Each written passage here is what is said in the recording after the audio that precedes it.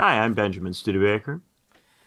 And I'm David McKerracher. You're listening to Why Left? So today on Why Left, Dave has put together some kind of dialogue through Grok that includes a version of me that isn't me, and a version of Haas that isn't Haas, and a version of Dugin that isn't Dugin, talking about BRICS. It's confusing. Dave can explain it better, I'm sure, than I can. Let me.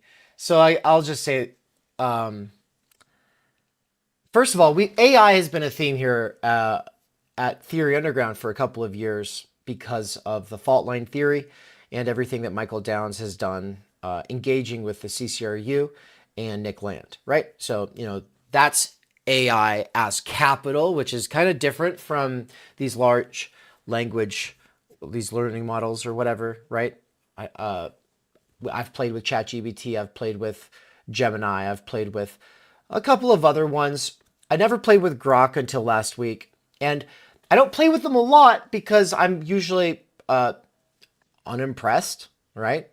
So yeah, but when I realized that Grok was right there and I could click on it and just do stuff with it, I was like, oh, cool. And so I tried a few things out, and I was actually impressed with some of the stuff that it was doing.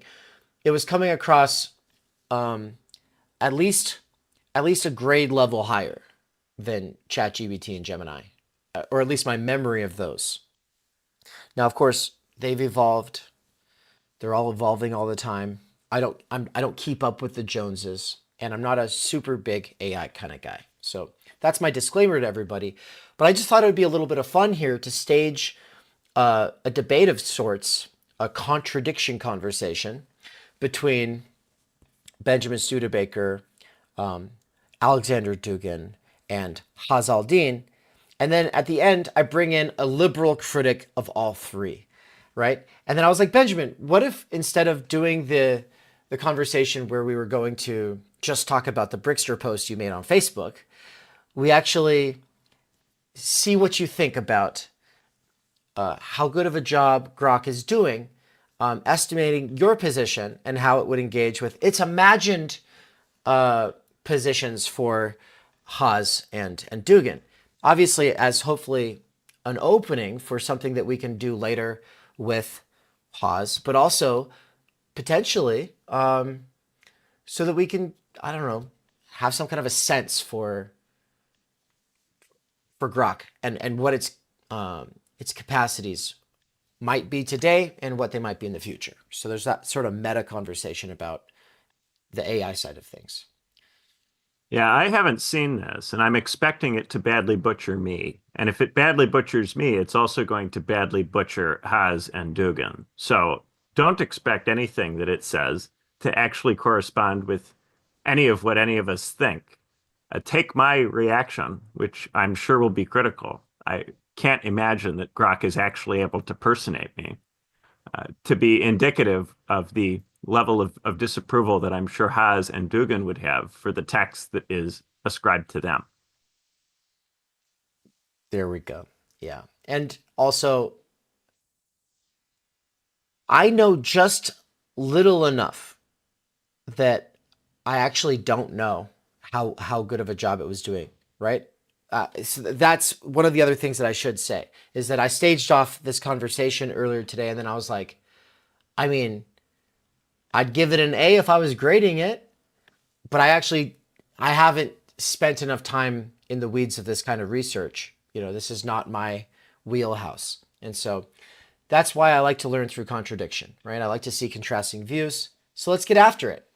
So we'll remove the image here. Oh, before we remove the image here, would you like to say something about the Facebook post though? Because that was what kicked this thing off, I think. Yeah, so I was having a little fun, and I made on Grok this image of the Brickster. If you remember Lego Island, this is a game that was played on PC back in the early 2000s. It involves a guy called the Brickster, who is the antagonist, and he's the law-breaking, roguish guy who runs around Lego Island causing trouble, and you have to put a stop to his activities. I have always enjoyed thinking of the Brickster when the topic of BRICS comes up. And I like to call people who have a certain kind of view about BRICS the Brickster. But I'm never sure that particular individuals ascribe to my image of the Brickster. So Right. when I posted about the Brickster, I didn't have anybody specifically in mind. I wasn't thinking about Haas. I wasn't thinking about Dugin. I wasn't thinking about any particular individuals. But it does seem to me that there is a certain kind of person who has a sort of fairy tale story about the world economy that they tell very much in relation to BRICS. And this kind of person imagines that China already has the capability to replace the United States as the anchor state in the world system, and that the BRICS organization is the vehicle by which China is in the process of doing this. And the post was largely about criticizing that kind of view, associating it with a fictional character, making an image for the fictional character to concretize this character in people's minds, and then to invite people to ask themselves whether particular people, particular commentators, whether they themselves have a view that's like that of the Brickster. And I'm not judging. I'm not saying affirmatively that any specific individual does think like the Brickster, but I do think that this is a kind of view that we want to be careful not to have. And I wanted to uh, raise people's consciousness of the problems with this kind of view.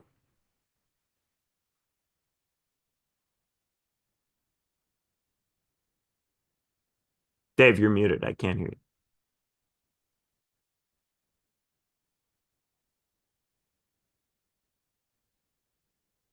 Still can't hear Dave. Dave's sound is gone. Until Dave comes back, we'll just have to talk more about the Brickster. I made him really cute. I took an image from Lego Island too and put it into Grok and asked Grok to change the image, to make it clear that he Yes. supports. There's something. Dave, you back? Yeah. Okay. Perfect. Tariffs have did the tariffs conversation kind of spur this? Is it because Yes, yeah, yes, the tariffs conversation spurred it, to be sure. The way people reacted to the tariffs conversation and the tendency certain people had to imagine that the United States is just completely unable to engage for any length of time in a trade war with China, I think showed a lack of understanding of the way in which the world economy operates. And some of the stuff I saw online on social media during this period uh, you know, definitely spoke to this kind of position. But rather than single out particular people who I'm sure are doing the best they can to try to understand the situation, but have just gotten confused in various ways, I invented a fictional character and ascribed the position I didn't like to that fictional character, so as to spare any particular individual's accusations that might cause them pain.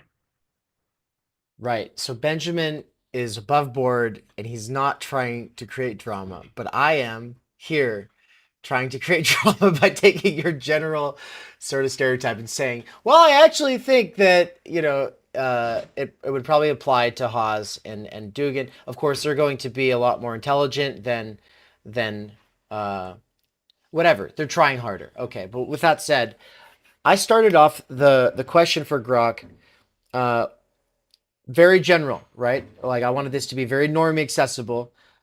I already knew that BRICS is basically all of the rising, developing nations that are not a part of the main U.S. Uh, operation here. I Well, don't they want to are say part of the the. WTO, and none of them have quit, by the way. Oh, really? See, Yeah, I don't. I it's not don't like know they've that quit much. the Yeah. Yeah, they haven't quit the first world system. The way that I've thought about it is usually from the standpoint or frame of imperialism and anti-imperialism. Not because this is my preferred frame, but it is because it is the dominant one in the theory scene, and I haven't done enough work to really get outside of it. So, with that said, I asked, when people are talking political theory, they will bring up BRICS. Please explain. And it said BRICS is an acronym for a group of 5 major emerging economies: Brazil, Russia, India, China, and South Africa. In political theory and international relations, BRICS is often discussed as a counterweight to Western dominated global institutions like the IMF, World Bank, or G7, representing a shift toward a multipolar world order. And just seeing that, I was instantly like, yeah, that's kind of what I thought. This is sort of like the Dugin thing, multipolarity, right?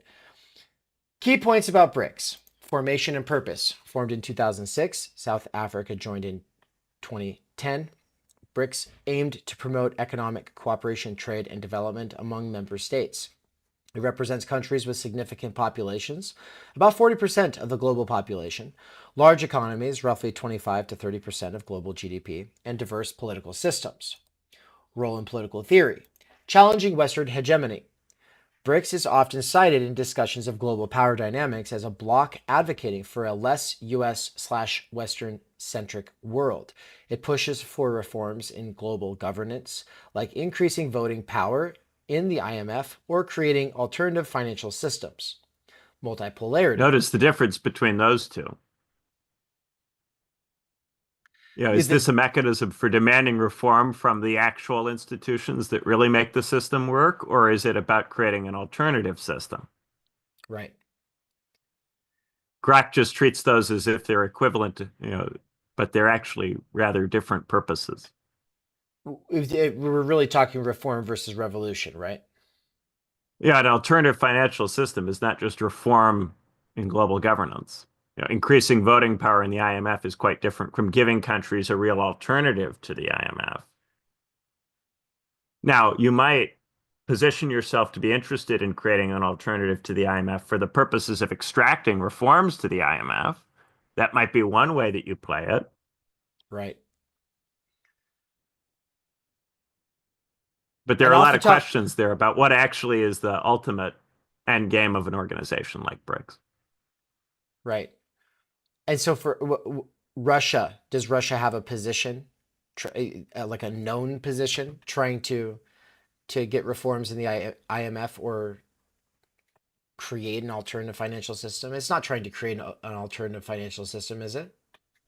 Well, some people will frame BRICS as an attempt to displace the dollar as the reserve currency and create a completely alternative system.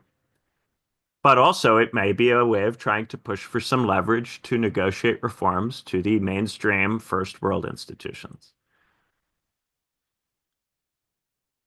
By the way, folks, sorry, I did not have the screen showing. It was still showing the BRICS image, but now I'm showing the text. If you do want to read along, you'll be able to.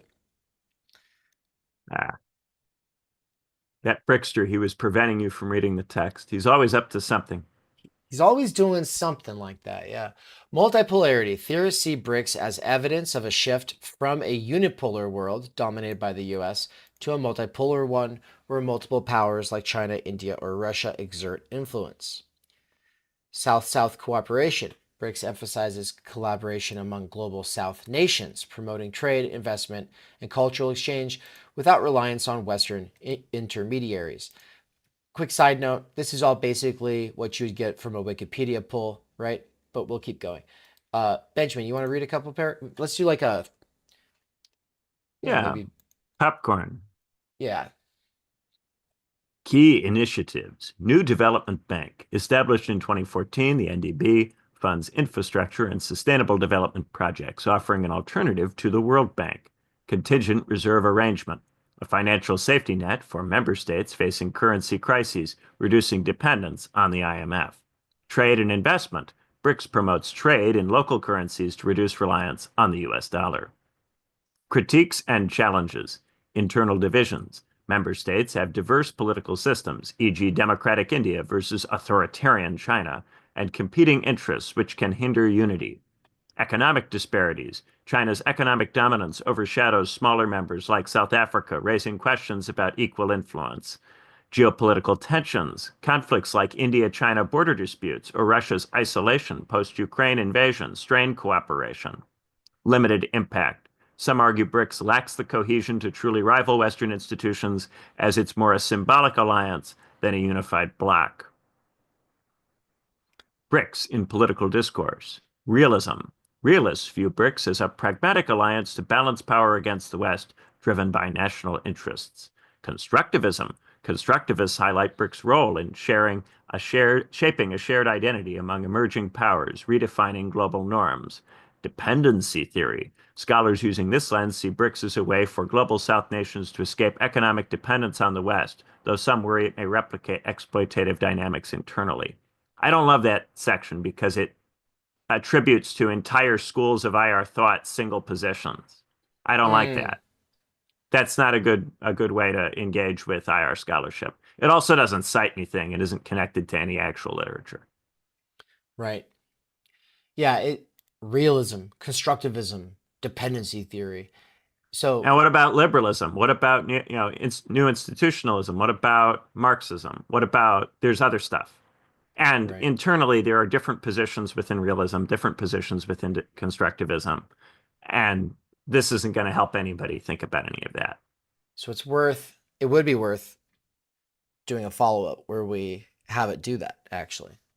But we'll bring in some There's supposed a limit real to its people. ability to do it Yeah. because it can't actually read a lot of that stuff because it's paywall. Well, a lot of times, oh, that's true. Yeah. A lot of it's academic and it's paywalled. Yeah. Yeah, And once you start getting into you'd have to be able to read journal articles, that's when the AI really, can't go anywhere with you. and then expansion. In 2024, BRICS expanded to include Egypt, Ethiopia, Iran, Saudi Arabia, and the United Arab Emirates, increasing its global reach but complicating coordination due to differing agendas. Why it's relevant in political theory. BRICS embodies debates about global power redistribution, sovereignty, and economic autonomy. It's a case study for whether emerging powers can reshape a world order historically dominated by Western institutions. Critics question its coherence, while supporters see it as a step toward a fairer global system. If you want me to dive deeper into any aspect, specific theories, recent BRICS summits, or its economic impact, let me know. Now, I said, See, it's better at summarizing the journalism, the media discussion. That's what it is doing a better job of summarizing.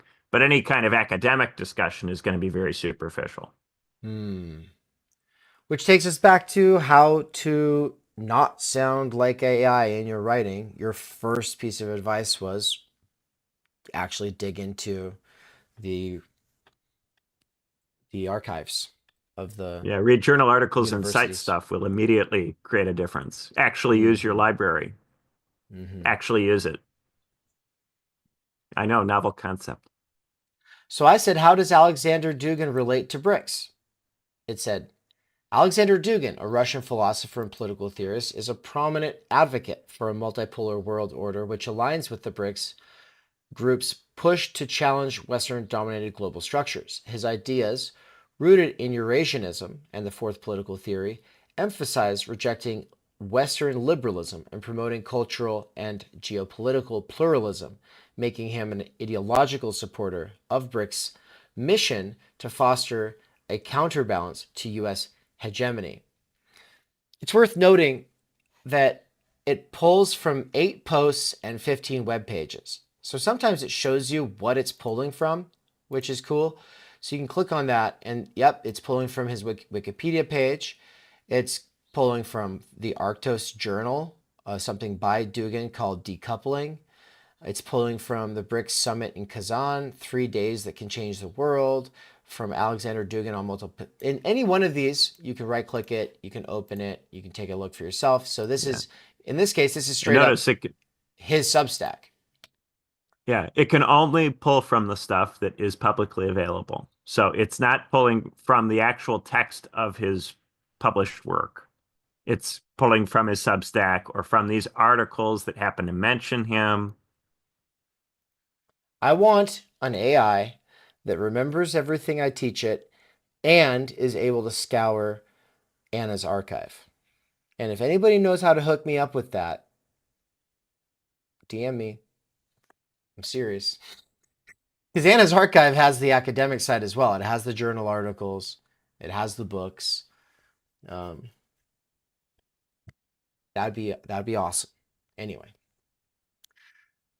Dugin's connection to BRICS, ideological support for multipolarity. Dugin sees BRICS as a key platform for advancing a multipolar world where distinct civilizations like Russia, China, and India maintain sovereignty and resist Western universalism. He views BRICS as a nucleus for an alternative ideology challenging Western capitalism and liberalism.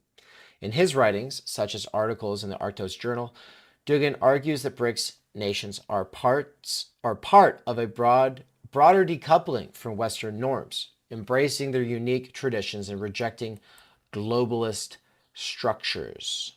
You want to take it for a spin? Public advocacy. Dugin has spoken at events discussing BRICS, such as the 2024 St. Petersburg International Economic Forum, where he emphasized BRICS' foundation on respect for diverse cultures and traditions, contrasting it with the G7's perceived homogeneity. On platforms like the New Rules podcast, alongside geopolitical analyst Pepe Escobar, Dugin highlighted the 2024 BRICS summit in Kazan as a pivotal moment for expanding BRICS influence, de-dollarization, and creating a multipolar order. Eurasianism and BRICS. Dugin's Eurasianist vision, articulated in works like Foundations of Geopolitics, which notice it didn't read, envisions Russia as the center of a Eurasian empire aligned with BRICS countries like China and India to counter Western influence. He sees BRICS as a practical manifestation of this vision, uniting non-Western civilizations. He has described BRICS as a structure uniting state civilizations, including Russia, China, and the Islamic world, to challenge Western claims to global dominance.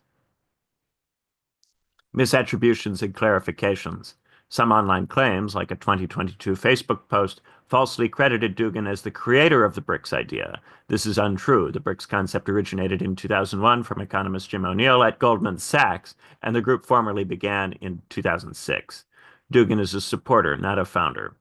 Influence on Russian policy. While Dugin's direct influence on the Kremlin is debated, he lacks formal ties to Putin. His ideas resonate with Russia's BRICS strategy under Putin, who has championed multipolarity and closer ties with BRICS nations. Dugin's advocacy for a Eurasian Union and anti-Western policies aligns with Russia's role in BRICS. His concept of decoupling from the West, especially post-2022 Ukraine conflict, mirrors Russia's push within BRICS for alternative financial systems and reduced reliance on Western institutions.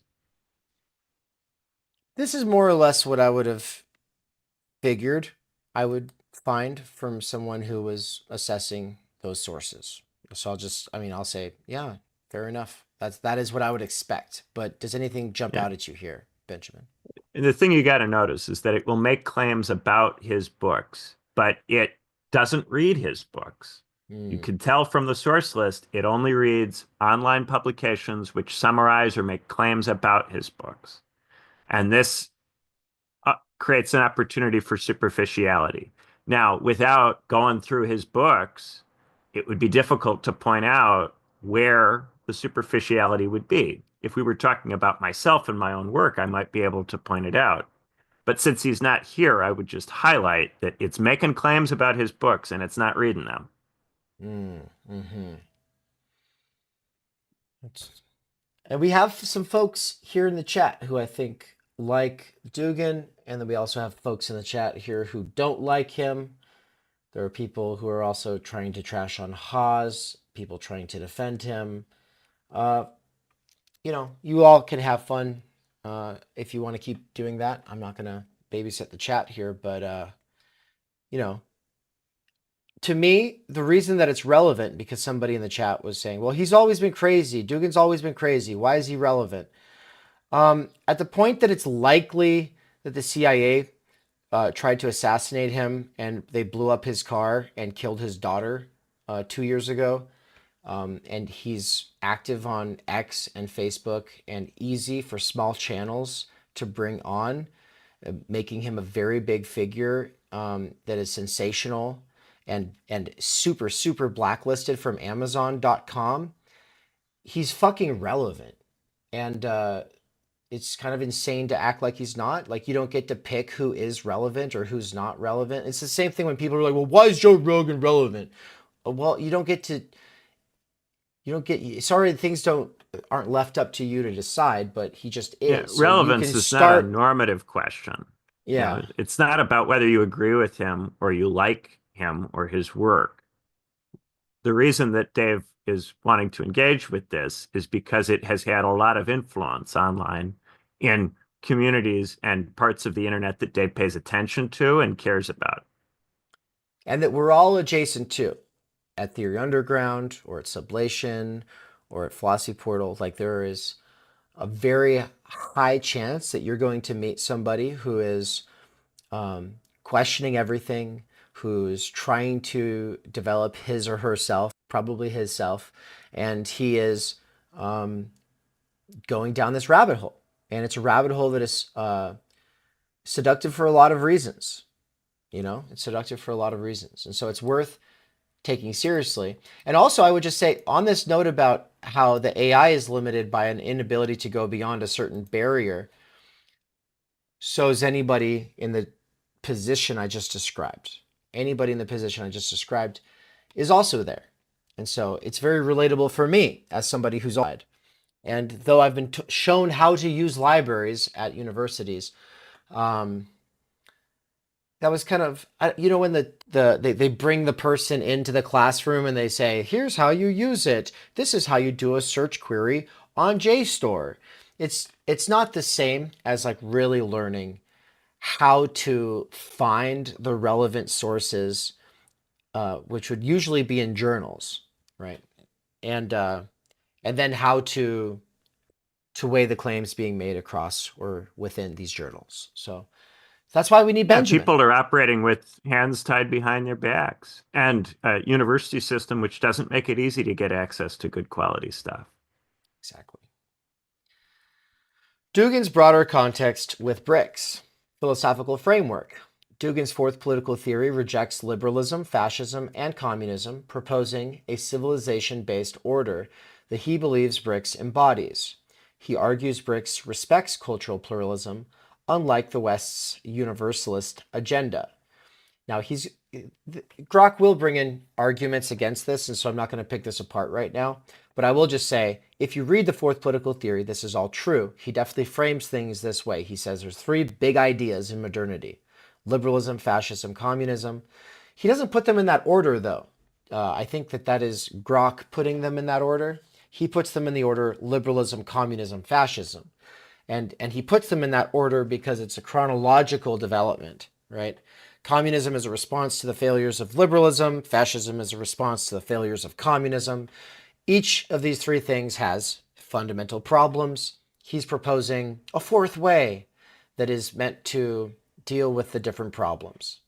So, and off the top of my head, the problem with liberalism is sort of hedonistic individualism that requires the destruction of all cultures.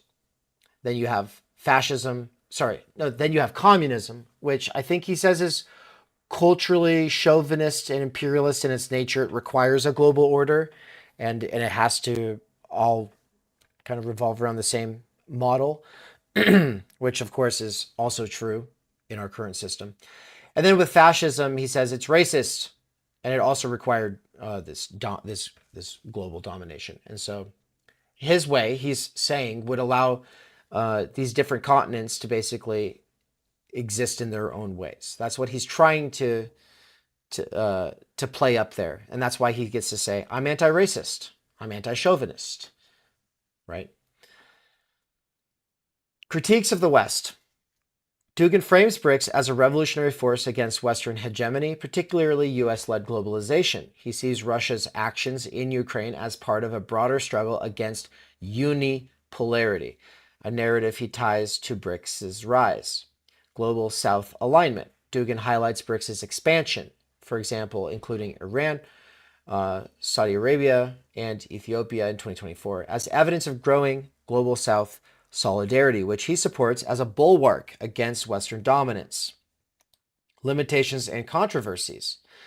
Exaggerated influence. Dugin is often called Putin's brain in Western media, but his actual policy influence is likely indirect, serving more as a propagandist or ideological amplifier. Russian critics describe his work as inconsistent or overly esoteric. And then they quote somebody saying that it's porridge in the head. And they actually have a little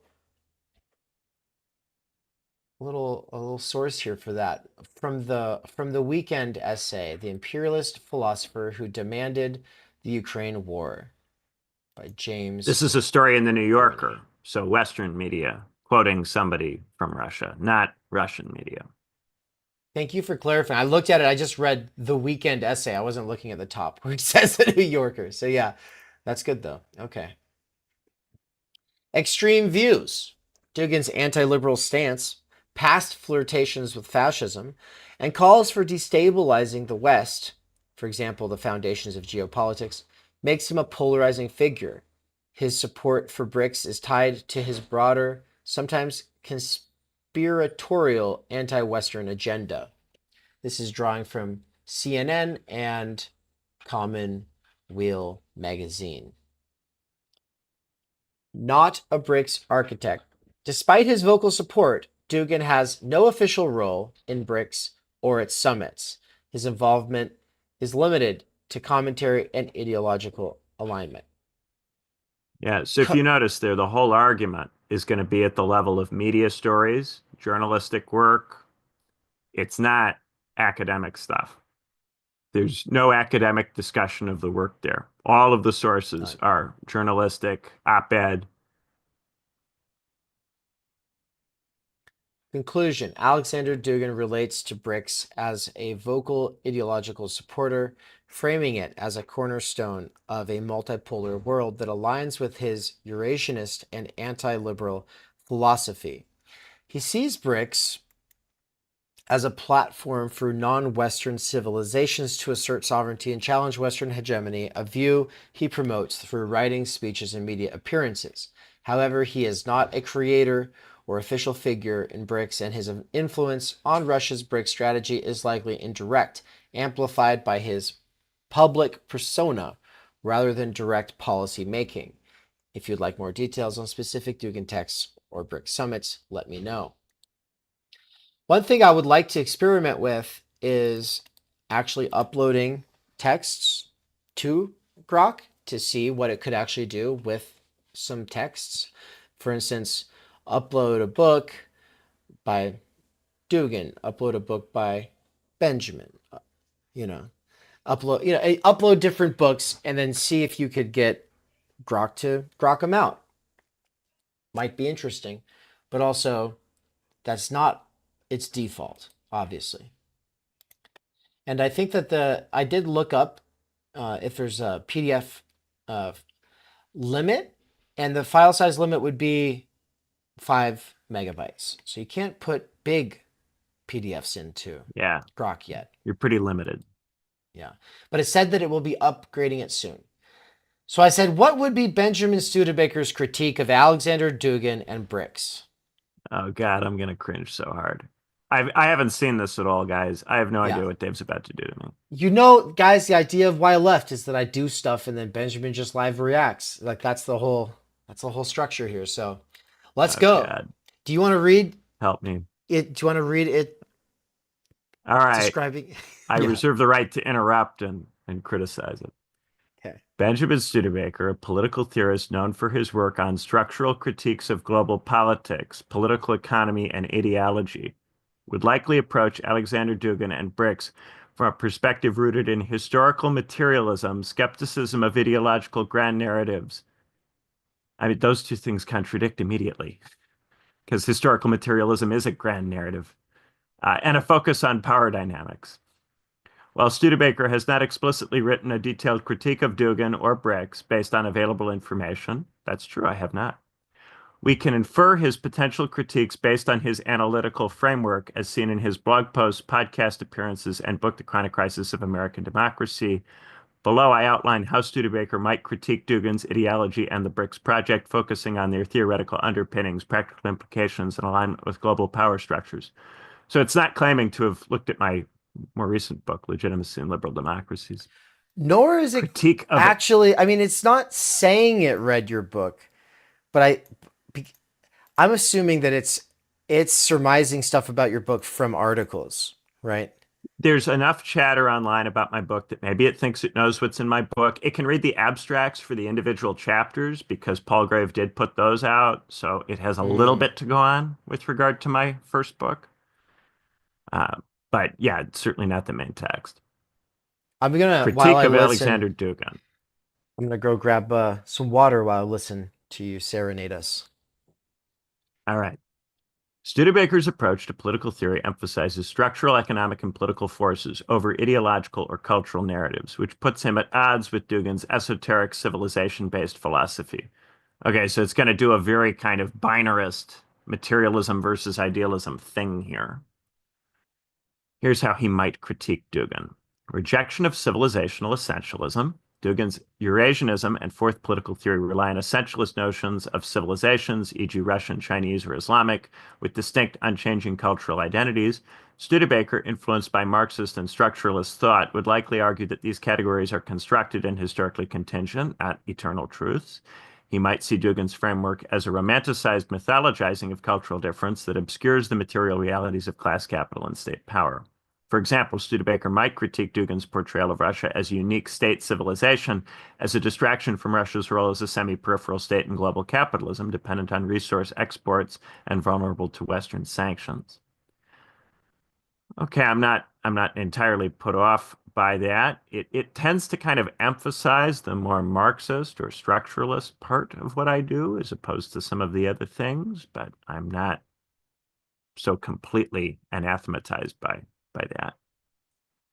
Skepticism of anti-liberal ideology. Dugin's rejection of liberalism, fascism, and communism in favor of a vague fourth political theory would likely strike Studebaker as intellectually incoherent or performative. Studebaker often critiques ideologies that lack a clear structural analysis, and Dugin's blend of mysticism, traditionalism, and geopolitics might be seen as a rhetorical flourish rather than a rigorous alternative to liberalism. Studebaker might argue that Dugin's anti-liberalism serves as a veneer for Russian state interests, masking the Kremlin's pragmatic pursuit of power within a capitalist world order rather than genuinely transcending it. That sounds plausible, but also it makes a lot of claims about what I would say here about Dugin's work specifically. And I'd have to spend more time with Dugin's work specifically to say whether or not I would agree with all of these quite specific claims about, say, performativity or incoherence. Usually, I don't make claims of that kind of strength with respect to other theorists. I don't usually accuse them of being incoherent or performative. That would be quite strong language for me that I would be quite reluctant to endorse. Critique of geopolitical romanticism. Dugin's vision of a multipolar world with Russia as a Eurasian hegemon could be dismissed by Studebaker as a geopolitical fantasy that overstates Russia's capacity to challenge the West. Studebaker's analyses often highlight the structural dominance of the U.S. and its allies in global finance and military power. He might argue that Dugin's rhetoric exaggerates the potential of non-Western alliances to disrupt this order, given Russia's economic weaknesses and reliance on China. Studebaker might also view Dugin's ideas as a form of ideological propaganda, rallying nationalist sentiment to justify Russia's aggressive foreign policy, e.g., Ukraine, without addressing domestic inequalities or economic stagnation. I don't tend to frame what Russia's doing as aggressive. That has not been language that I have deployed in reference to what Russia is doing. I certainly don't think that Russia is capable of making an alternative world system together with China that would be competitive with the first world system, although the Russian regime might be able to survive for some period of time by persuading China to construct such a thing. It might help to defend its position in some way, shape, or form. But I usually tend to frame the Russian invasion as a kind of desperate thing, motivated by the stress that the Russians are under, not being able to grow within the world system in a way that is rapid and being gradually frustrated by that situation and seeing doors close in terms of alternative paths, other ways forward, more and more limited options, a kind of pressure cooker environment, which of course NATO expansion plays a role in. Certainly, that's something I acknowledge as part of the story. I don't That NATO take expansion the is a stressor on Yeah, Russia. one of the things Yeah. that's stressing the Russians out, the expansion of the European Union as well. I acknowledge these things as contributory. So I don't simply frame it as aggressive. I don't take a kind of DC liberal read as gospel with respect to the war. But that also doesn't mean that I view the Russian state as weak. This is true. I think that the Russian state is relatively weak and operating from a position of weakness and desperation, which means that it can't be framed as posing the kind of aggressive threat that the liberal media tends to frame it as posing. Uh, in that regard, I have a position that is somewhat different, both from the Brickster position, which sees Russia as part of a project of replacing or displacing the West, and the kind of liberal media, which frames Russia as this great, powerful antagonist that is able to cause all kinds of trouble and potentially overrun Europe. Both of those views take Russia to be too strong relative to reality, in my view. So, insofar as it talks about Russia not having as much capacity as perhaps Dugin would think, I probably would be inclined to agree with that. But then I'm not sure that Dugin would claim that Russia has the level of capacity that it ascribes to him as having endorsed here. I don't know that that would be Dugin's own view. Historical materialist lens. Drawing on Marxist influences, Studebaker would likely critique Dugin for ignoring class dynamics and focusing on cultural or geopolitical conflicts. I mean, I can have an argument that's at the level of states and realism. I don't have to make everything about Marxism all the time. I can do that, but that isn't necessarily what I do. Its Mm. reading of me plays up the Marx, and it doesn't emphasize as much the Hobbes or the Plato. Mm. Dugin's emphasis on civilizational struggles sidelines the role of global capitalism in shaping state behavior. Studebaker might argue that Dugin's theories serve elite interests by diverting attention from class-based exploitation within Russia and other civilizations. I would, I could talk about that, but that wouldn't necessarily be the most useful or interesting thing for me to do. Yeah, this is a little like it's like it's sometimes it's doing like this sort of liberal sort of Washington status quo kind of thing that you would expect someone to say at the New Yorker. It's attributing to you. Other times it's just attributing to you some kind of predictable Marxist script. Yeah, sometimes I'm a mainstream Western academic who thinks, kind of liberal things. And then other times I'm a Marxist who Hmm. thinks what Marxists would think. Yeah. Yeah. Performative extremism. Studebaker might see Dugin's provocative style, e.g., calls to destabilize the West or apocalyptic rhetoric, as a form of intellectual posturing, akin to what he critiques in Western ideologues who prioritize spectacle over substance. He might argue that Dugin's influence is overstated, serving more as a boogeyman for Western narratives about Russian authoritarianism than as a genuine driver of policy. Who claims that Dugin is a genuine driver of policy? Is that even something anybody's claiming? Who thinks Yes. that? Oh, that's, I mean, that you'd probably find that at the New Yorker. You'd definitely find that at, um, it's kind of I'm sure there are a some media liberal pieces position. that It's have like a used liberal thing. lazy Yeah. language, like the Putin's brain thing. I'm sure that does reference an article. I'm sure that there is somebody Right. who said that, but we're talking here at the level of kind of journalistic analysis. And I wouldn't necessarily be inclined to want to respond at that level. Actually, what I tend to say about Dugin is that he reminds me a lot of Sam Huntington. And I think a comparison of Huntington to Dugin is potentially fruitful. That is what I tend to say about Dugin. Right. Which is what we did a whole episode on that. It's Right, the, but it probably hasn't seen that because that was a video that we made. Maybe it it's read my should Substack piece, The Triangle of it Essentialism, should have maybe. seen that. It should have seen that, It but I may don't have think seen it that. did. Ah, I don't know. yeah. We haven't seen a list of what things from me it is citing. We haven't seen that. We saw that with Dugin, but we haven't yet seen that for me. Maybe that will come along as we continue to read here. Somebody with the access to the Wall Street Journal, please let me know if you look at this article, what it actually says. But it's called, the title of the article is Meet the Russian Dubbed Putin's Brain, Who is Courting Trump Supporters. Alexander Dugin spent years calling for Russia to reject liberal democracy. It's from April 13th, 2025. Wait, there's no way. Really? This is 3 days Yes, ago? this is a few days ago. Yeah. Oh, geez. Well, I wonder if they're republishing it because I remember this article title from a couple of years ago. And when they do a Well, maybe piece that like quote is this, old. They might just be resurfacing that old quote because okay, it's a headline getter, attention getter headline. yeah, well, that quote though, as soon as they start saying "Meet the Russian dubbed Putin's brain," dubbed by who, when, where? Right. Because Wall Street Journal has dubbed it with this title. That was kind of my point. So yeah, they're the ones who are Yeah. dubbing him that way. just because someone else They said that, it he's doesn't really been matter. dubbed, and then they put it in quotes, so they have plausible deniability. If you accuse them of making the claim, then they certainly can deny it. But they want your attention. If you're someone who can get worked up about this, they want to get your Exactly. attention, and that's how they're going for it. Right. They're trying, especially for, it's kind of like when they try to say, oh, you see, Curtis Yarvin is JD Vance's brain.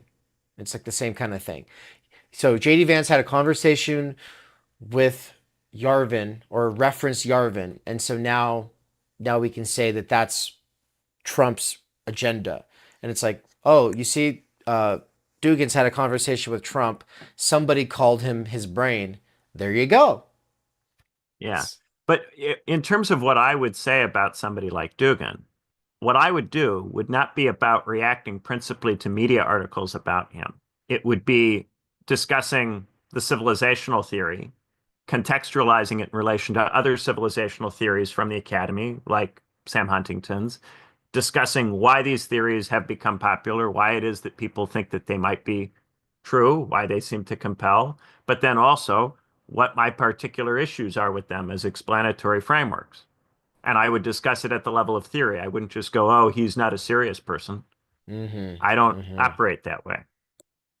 Right. And if Y left is going to do anything for anybody, one of our big hopes is that it will disabuse everybody of that approach to the news and news sensationalism. You know, you can always uh, de sensationalize in a sort of way by going back to theory, which is always more serious than the way your attention is being gamed by all of this, folks. Yeah. But its capacity to go back to that is limited because of the way it's currently built, what it currently reads when it gives an answer. All right.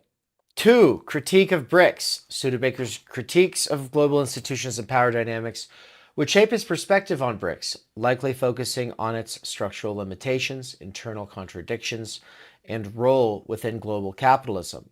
Here's how he might approach it. And then the different headers, I'll read them all off. Failure to challenge global capitalism, internal contradictions and power asymmetries, overstated revolutionary potential, dependency on Western markets, elite driven project, expansion as dilution. All right, does any one of those jump out at you as something that you're like either put off by or that you're like, oh yeah, well, I'd definitely go that direction? So I would never suggest that BRICS is an attempt to challenge global capitalism.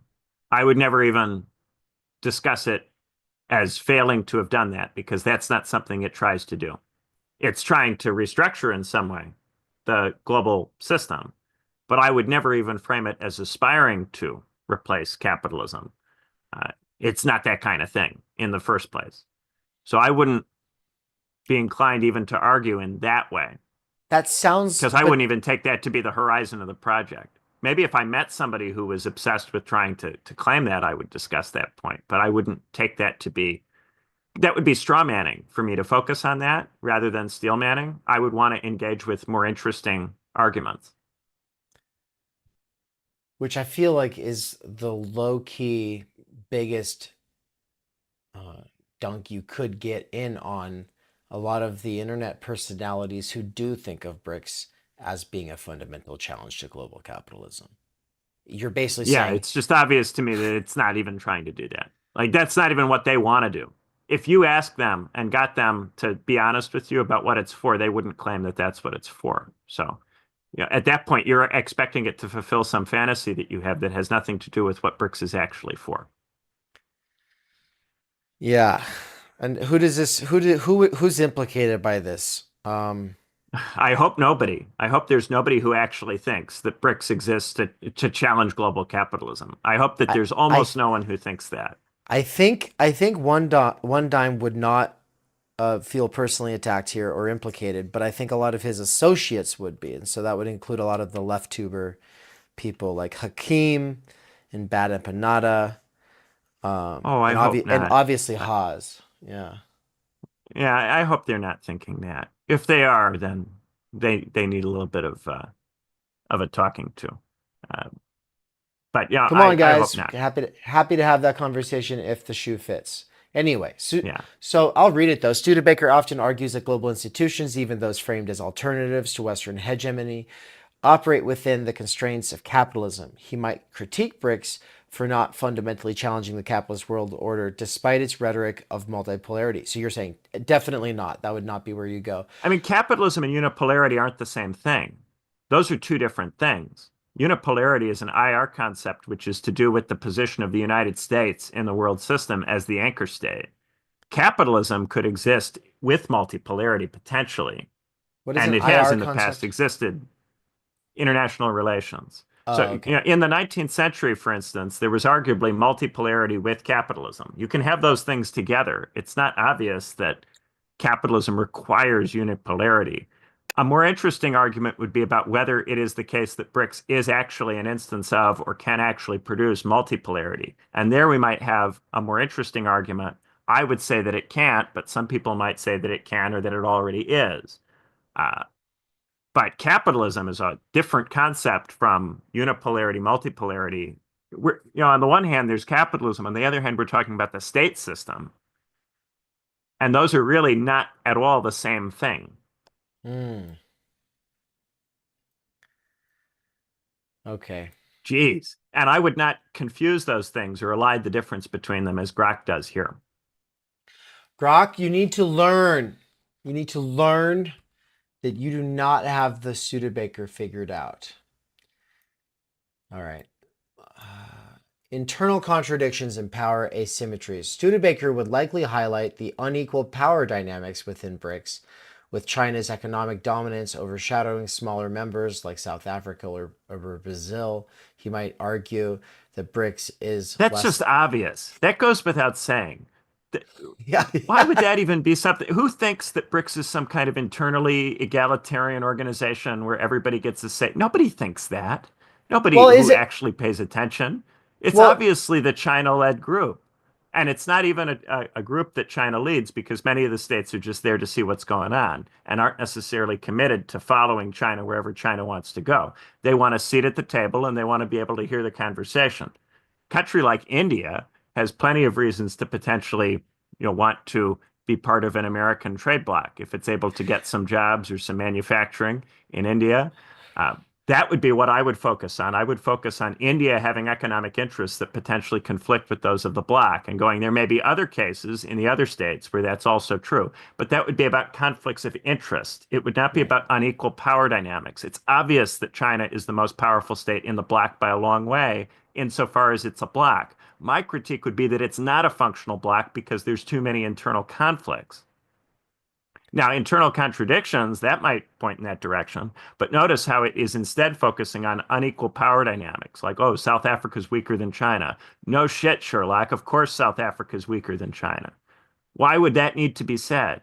I would never presume that my interlocutor is so ill-informed as to need to have that pointed out. So this is either. So I think I forgot what it's a response to, and so I was originally just like, oh, so it thinks that you would go somewhere where you would never go because you would probably never end up in dialogue with an interlocutor who actually thinks this. But I forgot. No, but I'm trying to stage this conversation between you and Dugin here, and so this is supposed to be your critique of Dugin. I So don't even that know if Dugin would say these things. I exactly, hope not and exactly. doubt it. Exactly. So that is the bigger question that this raises then for so Mr. Dugan, if you are watching this or anybody who's really into his work, um, yeah, please let us know if this is a series of uh, staging Benjamin responding to a straw man. Like Now, the that's what second this comes paragraph off there, like. he could point to tensions like India-China border disputes or Brazil's alignment with Western markets as evidence that BRICS lacks the cohesion to function as a unified bloc. That's closer to something, I would say. That part is closer. But I would also add that India wants to manufacture. And if you're a state that wants to do more production, more manufacturing, being in a bloc with China, a state that has an enormous industrial base, is not going to give you the best opportunities for development. And so it's not Hmm. just that India and China have a border dispute that they could potentially settle.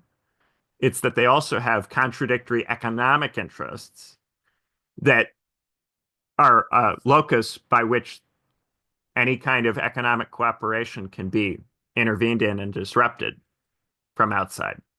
If, say, the United States offers India an opportunity to industrialize and to be an alternative to China as an export market, that's something that would be very interesting to India. Very Hmm. interesting. And that doesn't get mentioned. But for me, I think that's the most significant, obvious issue in BRICS. And then you have to wonder if there's that kind of sharp economic contradiction within BRICS, what other economic contradictions might exist or might Mm. come to exist in the future. Especially in a multipolar world or a world very different from our own. Yeah. They clearly didn't make sure that there was a pre-agreement or any kind of pre-alignment on interests or goals when they constructed BRICS. They wanted a talking shop where they could discuss without the Western powers ways in which they could problem solve without reliance on or uh, perhaps ways of reforming these Western institutions. So could they problem solve and do things without the IMF, without the dollar, without the World Bank? What would that look like? What would it involve? How would they have to go about that? Is that something they could do? Is it something they should even try to do? They Mm. wanted a talking shop where they could discuss these things. Say the United States tries to kick China out of the first world system. What options would China have? What could it do in that situation? BRICS has provided a place for them to think about, discuss, and plan for contingencies. And it also has provided them an opportunity to discuss possibilities for organizing within the other international institutions to potentially reform or change them. So BRICS is a significant organization for all of these purposes, but it doesn't fulfill in any obvious way the higher horizons that are attributed to it. Now, that's a sensitive argument that you're not going to get from reading this. Mm. Overstated revolutionary potential? Who thinks BRICS has revolutionary potential? Right. Well, Come on. that's that's Again, like that. I But this wouldn't, is that's this not is the this steelman is argument for in BRICS. insofar as Dugin has a seriously engaged with BRICS or thought or tied his pony to that project, then that's the answer. We are talking about Dugin. So let's just assume that it's correct that this is Dugin's position, and we'll continue to read it off. So Benjamin, instead of doing the well, you wouldn't find yourself having to say this because you wouldn't end up having to say this. Let's assume that you do have to say this to Dugin Oh and or God. the Duginites in the chat here. Okay, so BRICS rhetoric about de-dollarization and reducing Western influence might be seen by Studebaker as exaggerated. He often emphasizes the entrenched power of the US dollar in global trade and finance, backed by American military and institutional dominance. He might I argue also talk that, about consumption. and that consumption is actually the thing that got you talking about BRICS on Facebook in the first place, which was that China will have to want to consume more and actually consume more in order to actually become, what did you say, a wealthy country. Yeah, a truly wealthy state, Chinese workers would have to consume more relative to what they produce. It's incredibly unjust and horrible that the Chinese workers produce so much and yet consume so little per capita. It's actually incredibly offensive purely from the point of view of wanting what's best for Chinese workers, leaving aside anything to do with the West.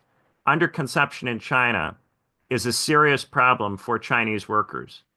And in China, they get away with it because so recently, so many of these workers came from rural areas where they were incredibly poor. And so the argument is, well, they're better off than they were before, but they're not nearly as well off as they should be given what they produce. And this is an opportunity. What's going on in the world, the renegotiation of the trade system, is a potential opportunity for those Chinese workers to consume more and to live better than they have in the past. But that is not getting talked about or appropriately discussed because of this productivist obsession with producing as the only store of wealth, this kind of quasi physiocratic fetish of industrial production to the exclusion of all other forms of wealth, all other modes of wealth. That's what I was really talking about because it was in relation to the trade war and the tariffs and This belief that the winner is just the one who gets the manufacturing jobs, which is Hmm. not at all obviously the case. You want the manufacturing jobs if you're a truly poor state and you need to industrialize. If you're India, if you have an enormous number of people living in slums in abject poverty, yes, you want the manufacturing jobs. That's the way for you to grow. But states like the United States and China are not principally in need of manufacturing jobs. Some rebalancing, some movement of some manufacturing back to the states could be of some benefit to the United States simply because the US economy is so imbalanced. But it is not as if the state that gets the production is the state that will be the strongest or the most powerful or the richest. I think that is the sort of uh, narrative. I would even say Hassan Piker's on that, right? China is so ahead of the United States, is so much more, it has real infrastructure, it has Yeah, flying and this is a real taxis. issue. Yeah, the productivists, the kind of new physiocrats who think like the physiocrats in the 18th century. They thought that all wealth came from agriculture because agriculture feeds people, and manufacturing, it just makes tools which facilitate agriculture. So if you're Britain and you manufacture tools and you're France and you grow food and the two countries trade, then France will completely dominate Britain because Britain will rely on France to feed its people. And therefore, France doesn't need to industrialize and can have this extremely lopsided trade with Britain. This was completely nuts and it caused France to grow much less quickly than it otherwise could have. And still to this day, France is more of an agricultural state than you might expect it to be because France followed these kinds of policies. It's a major part of why France ultimately was outcompeted by Germany. But then the same kind of thinking can be had at another level today. Today, what's scarce in the world is markets. It's people who are actually able to consume, sustainably consume at a decent price the stuff that is produced because there's an enormous number of states that produce in an enormous number of sectors. There are a handful of sectors where this isn't the case that are connected to things like rare earth metals, where China has attempted to construct a monopoly. But by and large, in most sectors, there are many, many states that are capable right now of doing a significant amount of production. And this is something also that can be changed relatively quickly within something like a 3 to 5 year period. You could have many, many more states that are capable of doing manufacturing in many sectors than is currently the case. And this is because production has become much easier to do, it's much cheaper to do. In the 1700s, when Britain was the only state that was really industrializing, Britain had a huge advantage because it was the only state that was performing that specific role. But it's no longer the case. So being the state that produces no longer confers that kind of advantage. There's loads of states that produce. There's loads of states that can and will produce in future. You're not going to run the world by establishing a production monopoly. It's not 1750. The world doesn't work like that anymore. It's not even 1950 for that matter. That would be what I would say, but you're not going to get any of that from this. No, no, because it doesn't even read your Facebook posts. Well, it can't read my Facebook post. That's not a public post.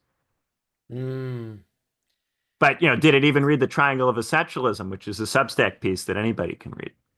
right. No, I don't think it did. I just kind of want to. Okay, I haven't been reading the week, and so I've not been following the discourse on the tariffs. But my impression from people in my life on the Trump side is, yeah, this is fine. Actually, it could be good. And then on the Democrat side, this is insane. This protectionist approach is trying to set the clock back. And in the case of one person I know, he lost a big chunk of his retirement account because of the Wall Street reaction to the tariffs. And so he's pretty upset about that. And so I've just wanted to, I don't even know how what you're saying intervenes in, for instance, the discourse of the week. Does it? Is it countering a dominant narrative right now, or are you actually going to say no? Trump's more or less correct on this one? Is that it? I don't even know. So there has been a long-standing need to change the way the global trade system works. Democrats recognize this. That's why many Democrats have said that they're not opposed to tariffing in principle, despite what the journalists in the media want them to do and simply demonize tariffs and say that they're evil and stupid and bad. Many Democrats have not been willing to do that, in large part because many left liberal thinkers have talked about a need to change the way the global trade system works. People like Michael Pettis, people like Thomas Piketty, the Biden administration, many people in the Biden administration read and were influenced by the Pettis and Klein book, Trade Wars Are Class Wars. So there's certainly an understanding on the part of both Democrats and Republicans that there's some need to change the way the global trade system works. The Obama administration proposed the Trans-Pacific Partnership, and that nearly went through. That also would have been an attempt to move manufacturing out of China and toward other states. So it's not as if Trump is the only person interested in changing the system. There are differences about how to go about this, about how fast to do it. And so a lot of Democrats, their critique is of the quality of the specific negotiating strategy. So the critique is, why turn these tariffs on so hard so fast? Why turn them off and back on, eroding credibility or creating instability in the markets? Why do it like that? Isn't there a more moderate way in which it could be done? Maybe just a trade war with China and not with all of the other states in the world at the same time? Or maybe something which operates on the basis of negotiations that take place over years, as opposed to trying to use time intervals in this way to put pressure on states to make deals very quickly. So there's a lot of room within the establishment for considering changing the global trade system, with tariffs playing some role in that process. But there's a question about how fast, how many states, how big the tariff should be. Should there be more consistency? Should the administration communicate more clearly with the markets about its intentions? Plenty of room for debate on all of those points. But then you do also have a group of journalists who think that their job is to be resistance libs, who think that therefore the attitude should just be tariff stupid, dumb dumb. And those people certainly have a significant presence online and certainly have a significant presence in the media, but they are not serious people in terms of the debate in DC. They're not Mm, serious players in terms of thinking about this at the level of strategic politics. And there is a tendency for academics who are reading that media and engaging with that stuff to get dragged into a kind of regressed thinking that okay. is not really grasping the level at which this stuff is going on. That was what I was fishing for, I think, when I initially wanted to do a BRICS conversation in the first place, was just to kind of get a sense for that. Because I had like this sense that you were bringing something that, yeah, definitely Democrats in my life um, are not tuned into, which is this conversation that you're saying is happening in DC. So the DC conversation, and then I'm guessing also the week would reflect that DC conversation, or does the week also reflect the this more resistance narrative? Both. So the week will have both some of this internal conversation about the role tariffs could play, and it will acknowledge that discussion, a discussion that's happening internally within both parties. And part of the reason that that has to be discussed is if there is going to be legislative resistance to the tariffs, that has to come from intra-party conflict. So you have to cover and report on intra-party conflict about the tariffs to get a sense for what is the level of support on Capitol Hill for what the president is doing, how much resistance is there, and when and how might it materialize. So there's some reporting going on, especially outlets like The Hill or Politico do a certain amount of that, Axios as well. And then you've also got some of this that functions at the level of resistance liberalism that is about making fun of the president and saying he's a dum dum. And the thing is, there's an in-between space where you'll have some people who will say, okay, yeah, tariffs in principle could be part of the strategy, but the way the president is doing it is very stupid. And those people occupy the in-between space between the very regressed conversation, which is just tariffs are obviously dumb. Why would you ever do them? And a conversation which tries to debate what the actual trade strategy should be.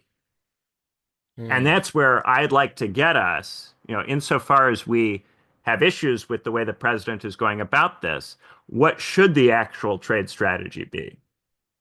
And how would a better kind of trade renegotiation go? And then we have to also deal with, the accounts that exist of the negotiations that occurred between the United States and China in 2019 and 2020, and the problems that came up during those negotiations, and the effect that the memory of those negotiations has on the contemporary discussion. So, in the case of the Trump administration, there are people who were involved in those negotiations who have since published books indicating that they don't think China is trustworthy, that while they got on with particular Chinese diplomats and had good working relations with specific individuals from China, those diplomats were not backed by the government in Beijing, and therefore oftentimes concessions that would be made in the meeting would go back to Beijing, and then Beijing would renege on those concessions. And sometimes Beijing would renege on them in a stealthy way, so change the wording without informing DC and forcing DC to catch it and to spot the change in the wording and go, hey, wait a minute, this isn't what we agreed on. Now, maybe the figures from the Trump administration who are writing these books are motivated in their writing of these books and are not representing the behavior of the Chinese side fairly. That might be true. Nevertheless, it's relevant that figures in the administration and in the Republican Party think that this is what goes on and have understood China's behavior in this way. It affects the capacity of the United States and China to come to a deal. And if the United States and China can't come to a deal through talking, or if the United States thinks that any kind of talking is a way of stalling for time, then that will tend to lead you more toward the use of the tariff and more toward the use of sticks to try to get China to modify its behavior. That's something that Democrats also potentially would consider, have considered, and indeed the Biden administration retained many of the Trump tariffs from the first Trump administration and expanded them in some instances, and even tried to, as you might recall, ban TikTok. So there have been significant moves. Under Biden, there was an attempt to build that's still going on, as far as I know, the Taiwanese semiconductor plant out in Arizona. Efforts at reshoring are themselves part of the Biden administration strategy. They're part of the Bidenomics that many of these people defended for years. So to now say that tariffs are just a dumb thing that economically illiterate people do, that really isn't an honest assessment, unless you would also apply it to the Biden administration and say that the Biden administration was dumb insofar as it engaged in that kind of behavior. I don't think that most of the Democrats in our lives really think that if they wrestle with it and and play with it for a little bit. The trouble is that the media is not offering that opportunity. It's instead offering opportunities to just dunk on the president, which can make you feel good, but it's not, going to actually help us sort out what's going on here. The thing is, a lot of the media guys think it's their job to help the Democrats win the midterms. And so their goal is to create a public perception of incompetence on the part of the president and to use whatever is at their disposal that facilitates doing that. And so we never actually get a real good, proper discussion of, well, what should U.S. trade policy look like? Should the United States just continue to have the same trade relationship with China that it's always had? Well, not always, but since China's accession to the WTO? Or should there be some change in that relationship? And then if there should be change, how do we make that change if the Chinese diplomats seem unwilling to negotiate or seem only willing to negotiate within very limited bounds? What are the options then? I think there's a lot of room for interesting discussion, and I certainly think there are good criticisms of what the Trump administration is doing in terms of the turning them on and off, and the market signaling. And certainly, if you're an older person who's planning to retire, the time horizon of what the administration is doing is very difficult for you because the administration has openly said they're comfortable with an adjustment period in which the markets suffer for 2 years. Now, whether they mean that or don't mean that, is unclear. They might say that for leverage. They might claim that to try to persuade people that they are willing to take on that kind of risk, but not actually be willing to take it on in practice. But in any case, if you're someone who's, 60, 65 and you're thinking about retirement, yeah, that's going to worry you because that's not going to happen on a schedule that's good for you. At the same time, we'll have younger people who are more willing to bear risk and are more willing to uh, endure a level of economic disruption to get opportunities that they might actually benefit from during their lives or working careers, if such opportunities are in fact possible to generate. But then a lot of the discussion online becomes, oh, would Americans even want to work at sewing machines? As if those are even the jobs we're talking about. Nobody thinks that textiles and clothing manufacturing are going to be reshored to the United States. That's one of the industries that is most likely to end up in Indonesia, in uh, Vietnam, in other states, in East Asia, in Mexico, in states in Latin America. And part of the story here is, can we generate economic opportunities in Latin America to improve political stability so as to alleviate the crisis at the southern border? That's one of the things that is going on in this conversation. It's one of the moving parts. But we're not able to get into any of this stuff because the conversation is just so stupid. And that's what I'm trying to do. I'm just trying to get it to be a little bit less stupid. I'm not trying to make anybody take any particular view or defend or any particular policy that anybody has.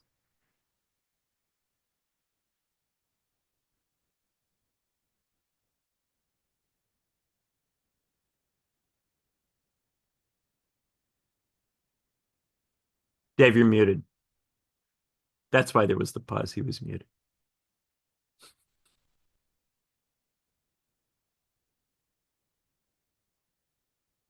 Dave's still muted. Testing, testing. All right, I'm There we back. go. You're back.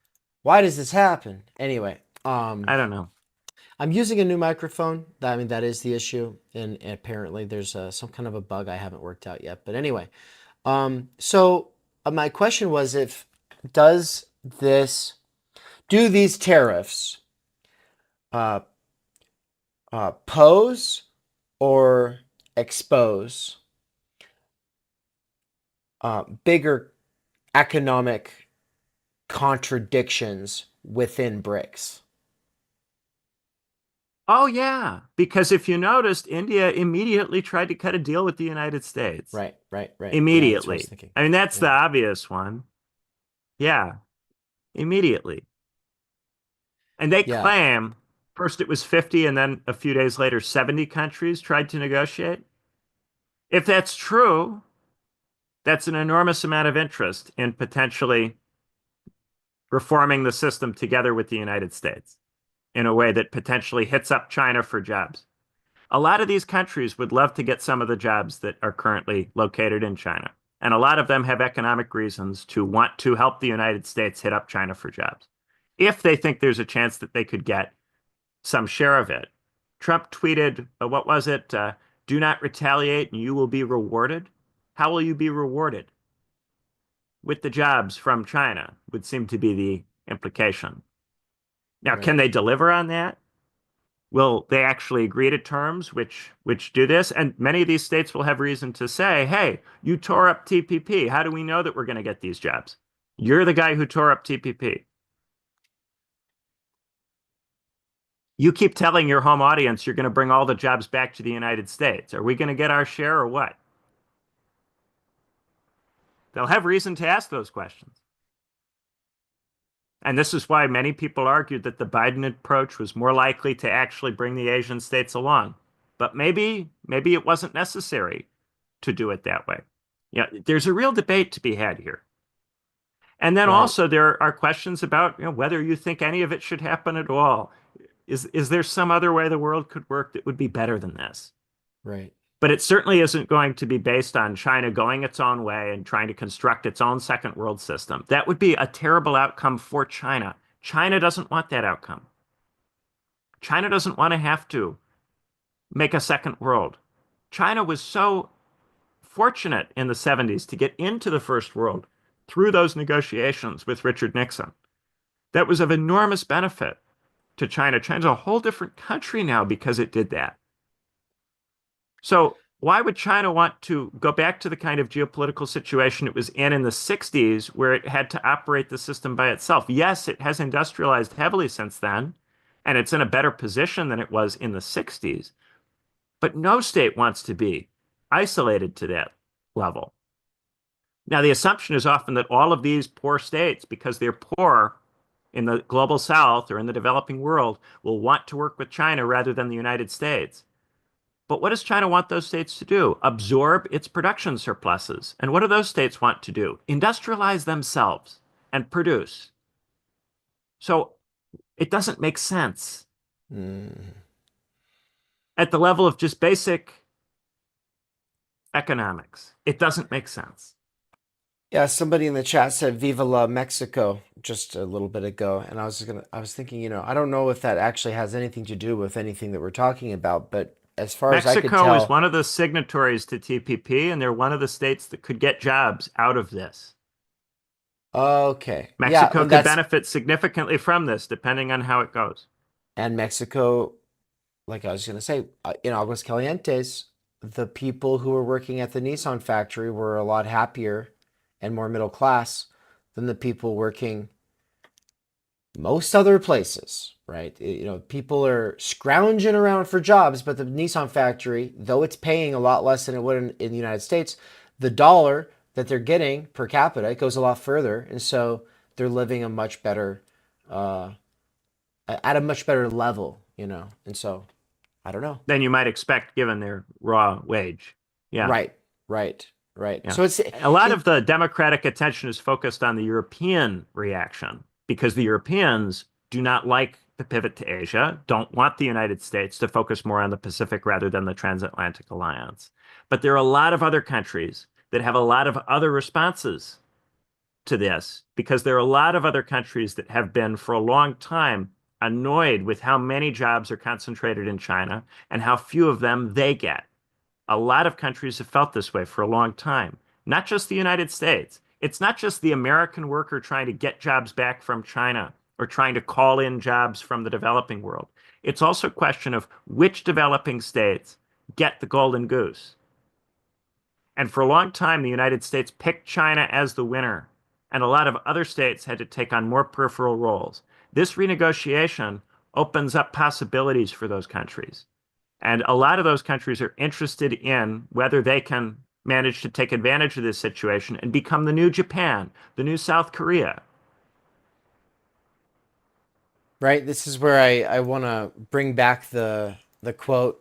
Do you remember that Hillary Clinton saying, "Take back the means of production"?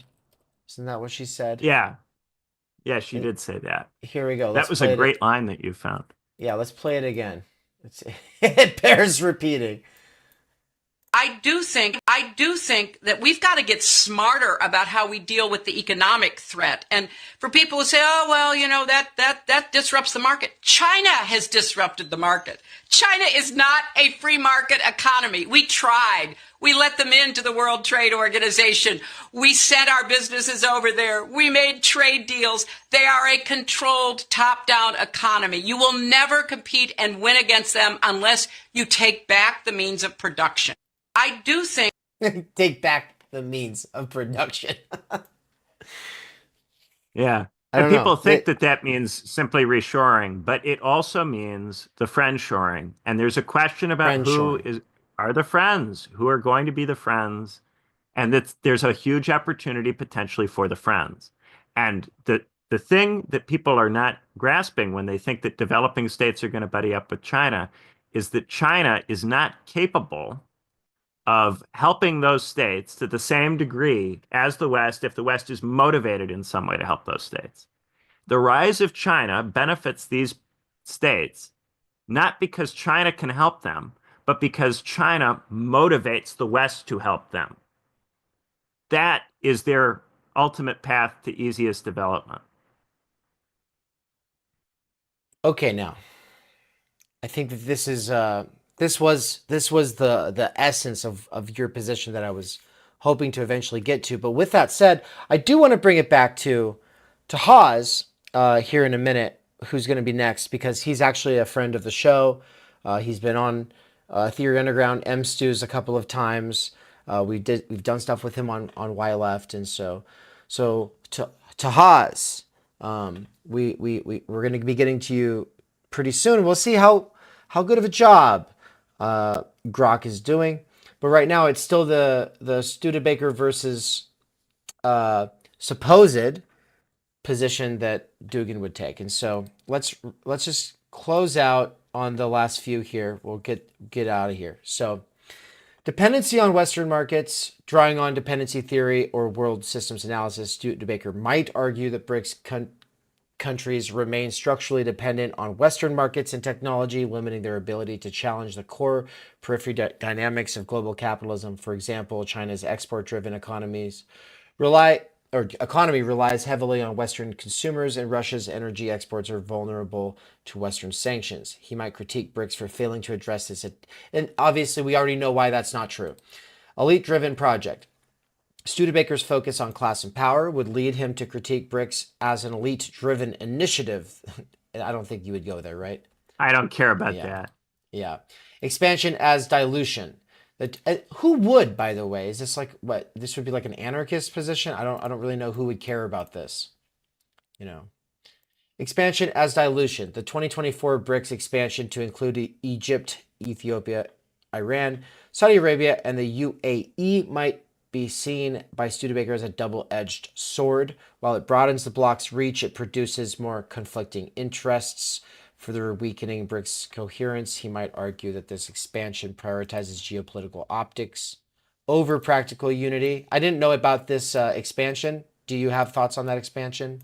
Oh, yeah. I mean, the Saudi Arabia-Iran thing, those states hate each other, and it's obvious that they hate each other. And the inclusion of both of them in BRICS at the same time just highlights that BRICS is a talking shop and that there is not any obvious convergence of interest among the members. But that was true even when India was in with China, let alone when you then include Saudi Arabia and Iran. It just makes it more obvious. It makes more obvious what was always already the case. And then we can get into section 3, overlap and divergence. While Studebaker and Dugin both critique Western hegemony, their approaches differ sharply. Common ground.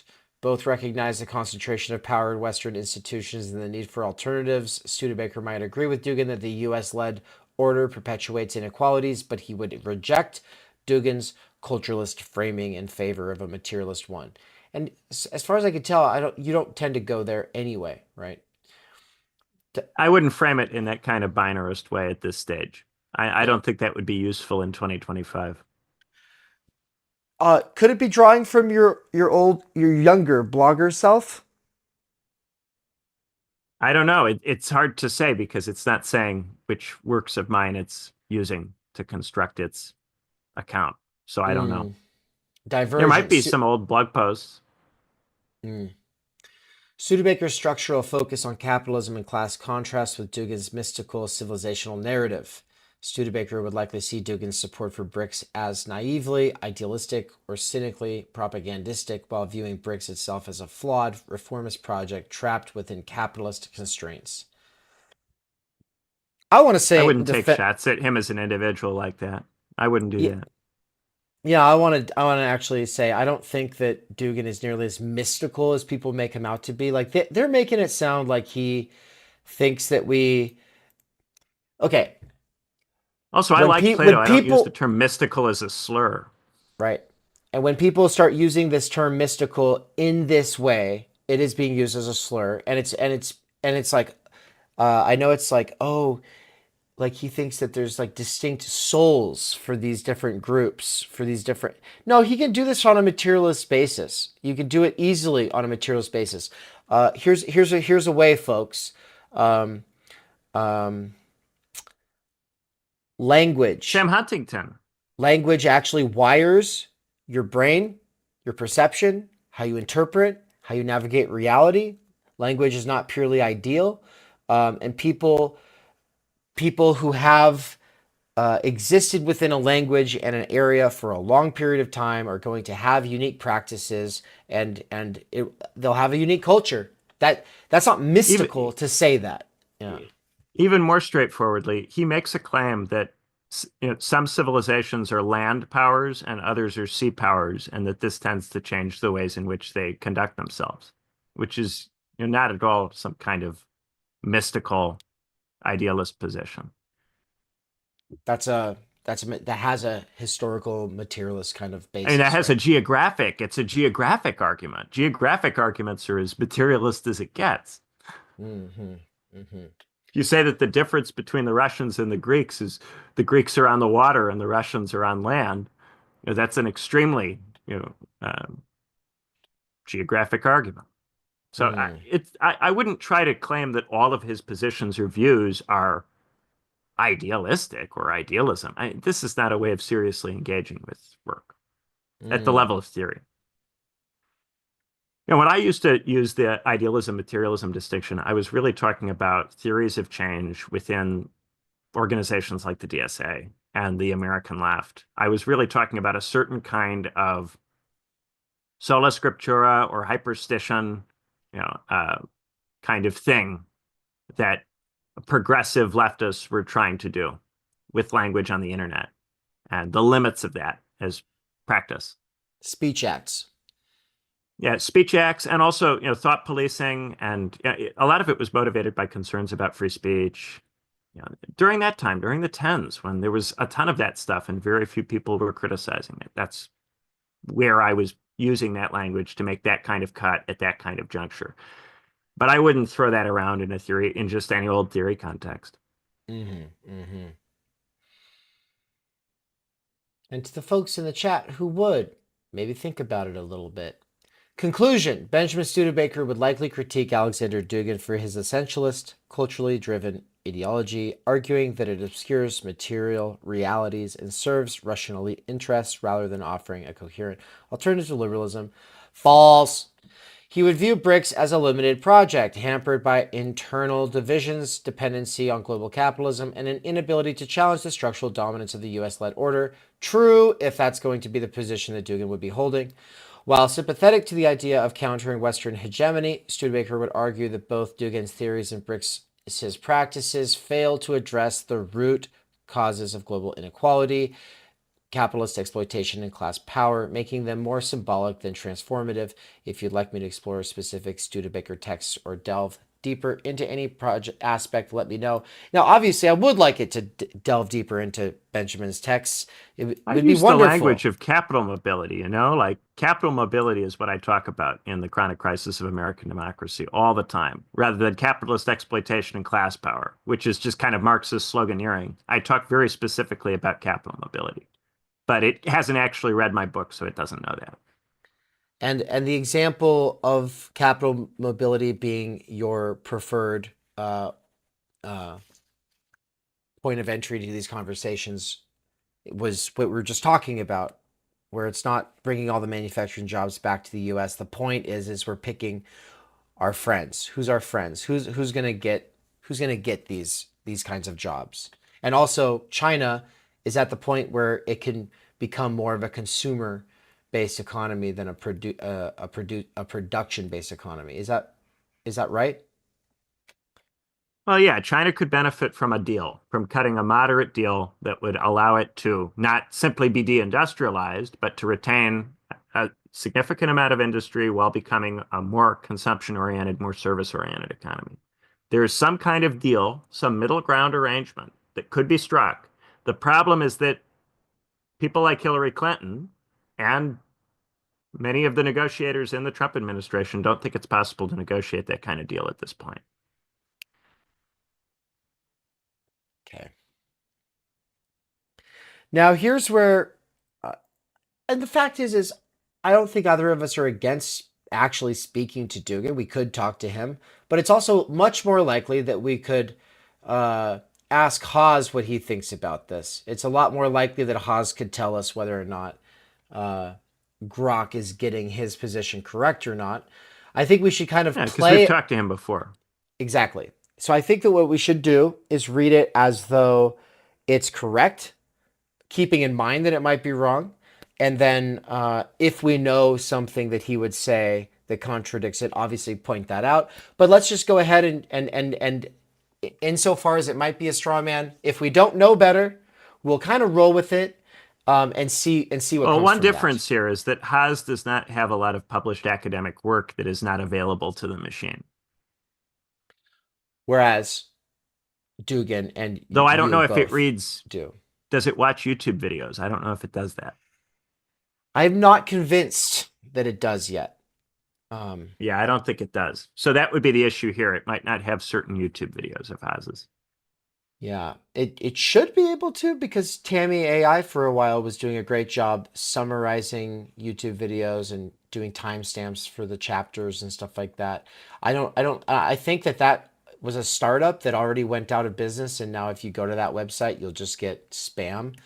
But for the tech is there. I think the bigger It's issue theoretically is, possible. yeah, exactly. The biggest problem with AI being useful to us all right now, I hope everyone's picking up on this. It has a lot to do with intellectual property, right? Copyright and paywalls. It's one of the biggest issues, sort of stultifying the takeoff of this kind of And AI. it's happy to pretend as if it's engaged with stuff it hasn't really engaged with. You would have to call it out and go, were you really able to look at the text of that book? And then it would admit that it hasn't. But otherwise, it's perfectly content to mislead you about what it has been trained on. Right. And so far, every time I've tried to use it, when I'm asking it about stuff I do know about, it'll say something very confidently, and I'll be like, "That's not the way that is." And then it goes, "You're right. Thank you for pointing it out." And it does this self-criticism, and the self-criticism is really good. Like for instance, it Yeah. did. I was asking it about. I decided to use some Heidegger on it, and I was like, okay, what are the existentials that are equiprimordial to Befindlichkeit? And it said that it was Vestieren and Gedreed, I think. And I was like, no, it's Reddit actually. And then it goes, oh, you're so right. Oh, and Gedreed, actually, that's idle talk, and it's the opposite of what I was going for. And I was like, yeah, but that would have really misled somebody, wouldn't it have? Like, you used opposite terms, right? You're using the dignified sense of discourse and substituted that for the ontic idle chatter, right? So that Yeah, was a it's slippery huge error. And it will do stuff that is seems to be close if you don't know, but misses or conflates or elides important distinctions, as we've been illustrating. As Anyway, Jacob let's just let's do the Haas. as well, I want to. Jacob just said in the chat though, LLMs do speak with tech bros confidence. Yeah, yeah, huh? Okay, Haz, you want to take it away? So I said, how would Haz al-Din respond to Studebaker? So at this point, we have a straw man responding to a straw man. So now, how would the straw man respond to the straw man who's responding to the straw man? Let's see how it goes. Haas al-Din, known online as Infrared and a prominent voice in the MAGA communism movement, is a controversial Marxist-Leninist commentator who, hey, you moved it away. I can't read it. There Wait, we go. you can't? Oh, you can see it? Okay. Yeah, now I can see it. But if you click off, I won't be able to see it. Is a controversial Marxist-Leninist commentator who emphasizes anti-imperialism, multipolarity, and the revolutionary potential of non-Western blocs like BRICS. His worldview, rooted in a blend of Leninist anti-imperialism, third worldism, and a provocative embrace of populist and nationalist aesthetics, would lead him to sharply disagree with Studebaker's structuralist, skeptical critique of Alexander Dugin and BRICS. While Haas has not directly responded to Studebaker in available sources, we can infer his likely response based on his public statements, streams, and ideological positions, particularly his defense of multipolar initiatives and his alignment with figures like Dugin on anti-Western grounds. Below, I outline how Haas al-Din would likely respond to Studebaker's critiques addressing both Dugin's ideology and BRICS's role in global politics, while reflecting Haas's rhetorical style and theoretical commitments. 1. Response to Studebaker's critique of Alexander Dugin. Haas al-Din would likely defend Dugin's anti-liberal and multipolar vision, framing Studebaker's dismissal as overly academic, Western-centric, and disconnected from the revolutionary potential of non-Western ideologies. Here's how he might respond. Defense of civilizational narratives. Studebaker's rejection of Dugin's civilizational essentialism would be dismissed by Haas as a typical Western Marxist failure to grasp the cultural and ideological dimensions of anti-imperialist struggle. Haas might argue that Dugin's emphasis on distinct civilizations, e.g. Russian, Chinese, is a necessary counter-narrative to Western universalism which imposes liberal capitalism globally. Haas would claim that Studebaker's materialist focus on class ignores the lived reality of cultural oppression under Western hegemony. He might say, Dugin's not just theorizing in a vacuum, he's articulating the soul of nations fighting to survive against a unipolar empire that erases their identity. Anti-liberalism as revolutionary. Go ahead.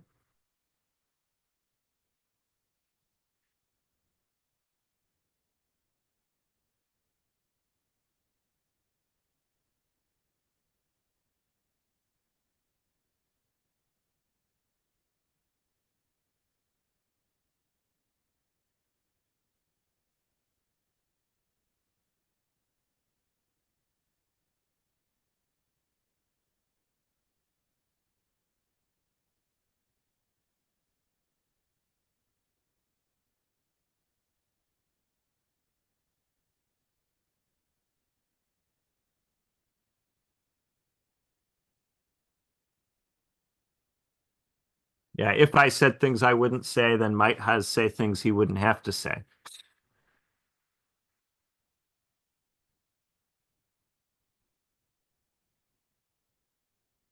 You think plausible. Okay. Anti-liberalism is revolutionary. Against Studebaker's view of Dugin's fourth political theory as incoherent, Haas would likely praise Dugin for rejecting liberalism outright, seeing it as a bold step toward a post-Western world. He might argue that Studebaker's skepticism reflects a Western Marxist obsession with purity in theory, which paralyzes revolutionary action.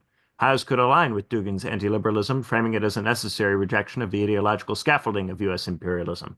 He might say, Studebaker's sitting in his ivory tower, nitpicking Dugin's metaphysics, while Dugin's out here inspiring a global resistance against the great Satan of liberalism.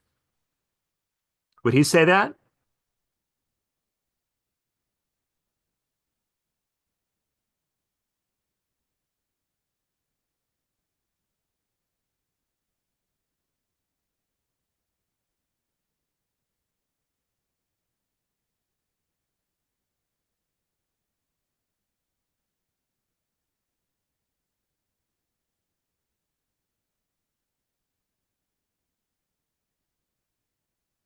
Right. Geopolitical realism. Oh, you have something?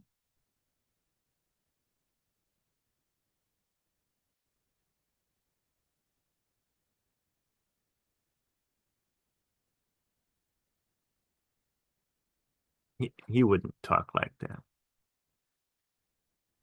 Geopolitical realism over academic critique. Studebaker's claim that Dugin overstates Russia's capacity to challenge the West be met with scorn by Haas, who often celebrates Russia's defiance of NATO and its role in BRICS as proof of multipolar momentum.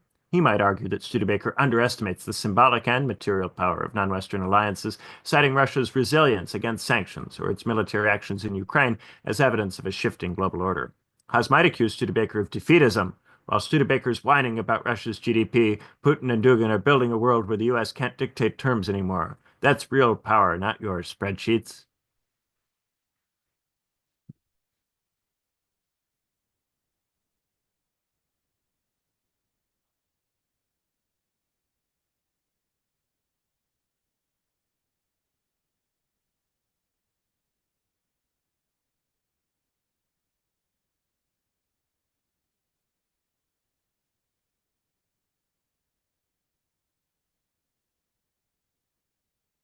Yeah, so it's just getting worse as we go here. Class and culture is complementary. To Studebaker's Marxist critique that Dugin ignores class dynamics, Haas would likely counter that class struggle and cultural resistance are intertwined in the Global South's fight against imperialism. He might argue that Dugin's civilizational framework mobilizes mass support in ways that abstract class analysis cannot, especially in nations like Russia or Iran facing Western aggression. Haas could invoke Lenin's concept of national liberation, saying, Dugin's talking about civilization, sure, but that's just another way of rallying the oppressed nations Lenin told us to support. Studebaker's class purism is just gatekeeping the revolution. Gaslight, gatekeep, girl boss.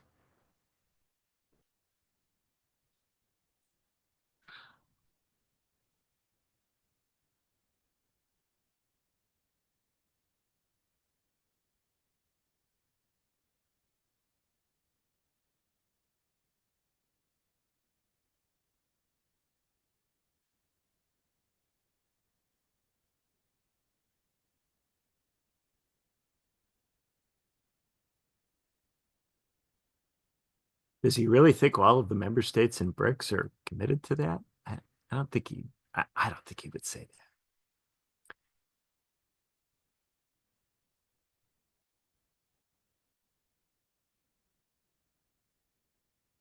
Oh my God. How long have I been muted for? Oh my God. I've I've been been hearing you. yeah, you can hear me, but Oh, have they you been they muted in couldn't the hear me. video? Oh no. How Oh long have I been no. muted for? Holy Oh. cow. Oh, that's tragic. A little while. I've been sticking up for Sorry, Haas. guys. All that I've done is stick up for Haas. We can keep going, but yeah. Okay. Sorry, guys. All right. Embracive provocation. Studebaker's view of Dugin's extremism as performative would be flipped by Haas into a virtue. Haas, known for his own provocative rhetoric, might argue that Dugin's apocalyptic tone is a deliberate tactic to shock people out of liberal complacency and inspire revolutionary consciousness. He might say, Dugin's not here to write polite essays for Western academics. He's lighting a fire under the global South to fight back.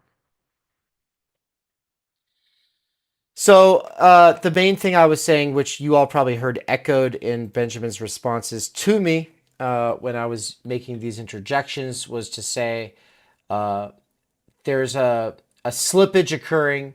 We had a straw man respond to a straw man responding to a straw man. And it's like every order of removal, it gets worse. And that at this level, uh, either the AI thinks that Haas is a lot less mature, at least in his rhetoric, than he actually is, or it's this slippage and this distance from sources and just a compounding confusion of having straw men talk to each other. Okay, so that's all that I was saying. So we can kind of continue, but Yes, I we've think descended very far down the ladder of being at this point. on the yeah, we're very in the realm of shadows here, but in the cave, the the meta point I want to make about AI though is that as far as judging its abilities here, we're talking about, well, it's very limited by the fact that it's on our side of the paywalls, right? Here in the underground, we don't have access to the other side of the paywalls. Unless you know where to look on, say, Anna's archive. And even then, you have to know what to look for. And so there's a whole lot of stuff, TMI, too much information on the internet. And it's all this stuff that's sensational and derivative, and you're not getting the good stuff, right? So there's that. And that's a problem for AI, at least the kind of AI that we use. I imagine the kind of AI that Elon Musk gets to use has access to things that we do not, and that it's less fettered than the kind that we can play with. But even outside of those kinds of limitations, staging hypothetical debates between people is itself guaranteed to fail. And if you're not getting out of your house or getting out of your own imagination and actually engaging with other people who will disagree with you, and if you're not taking risks to say, I think you would say this, and then they go, I would not say that, and then they actually get to say what they would say, then you're not going to be much better off than this AI. So you actually have to have dialogue with real people, and you also have to find a way beyond the paywalls. That's what I'm trying to say. Very true. Response to Studebaker's critique of BRICS. Hazaldin is a vocal supporter of BRICS, viewing it as a critical force in dismantling U.S. hegemony and advancing a multipolar world. He would likely reject Studebaker's structural critiques as pessimistic and overly focused on Western frameworks, instead emphasizing BRICS' revolutionary potential and anti-imperialist role. Here's how he might respond. BRICS as anti-imperialist vanguard. Studebaker's argument that BRICS fails to challenge global capitalism would be met with fierce pushback from Haas, who sees BRICS as a direct assault on U.S. imperialism. He might argue that BRICS' efforts at de-dollarization, local currency trade, and alternative institutions like the New Development Bank are concrete steps toward dismantling the financial chokehold of the U.S.-led order. Haas could say, Studebaker's acting like BRICS needs to abolish capitalism overnight to be legit. That's not how history works. BRICS is starving the beast of imperialism by cutting the dollar strings, and that's revolutionary enough for now. China's dominance as a strength. Against Studebaker's critique of China's dominance within BRICS, Haas would likely argue that China's economic power is a necessary anchor for the bloc's success. He might frame China as a socialist state, leading the charge against Western capitalism, downplaying internal BRICS inequalities as secondary to the broader anti-imperialist struggle. He could assert, China's not bullying BRICS, it's the engine pulling the train. Without Beijing's muscle, the global south would still be begging for IMF loans. Studebaker's whining about asymmetries misses the point. This is war against the West. Yeah, see, that's that corny shit Oh, again. so awful. I mean, I would never whine about that in the first place. I hate that Yeah. it thinks I would. Yeah. Rejection of Western Well, dependency that's narrative. part of why we have to pay attention to this. I mean, not very much. I don't think we should engage with AI a whole lot. Maybe if you're researching it super seriously, but for everybody, I'm saying looking into where it's at from time to time is helpful. But also when you're thinking about, say, Benjamin is a public figure. Well, what is AI's assessment of Benjamin, right? Like the reason I'm interested in that is because uh, bureaucrats are, there's a coin toss that a bureaucrat might be no better than AI, right? And because of that, there's also this conversation of replacing a lot of bureaucrats with AI. And so if AI think that you would say this and you would say that and you would respond this way and you'd respond that way, well then either people or AI in positions of power in the near future are going to be making decisions that relate to people who are in the public on the basis of its assessments of our character, right? So, for instance, rounding up political enemies to the order.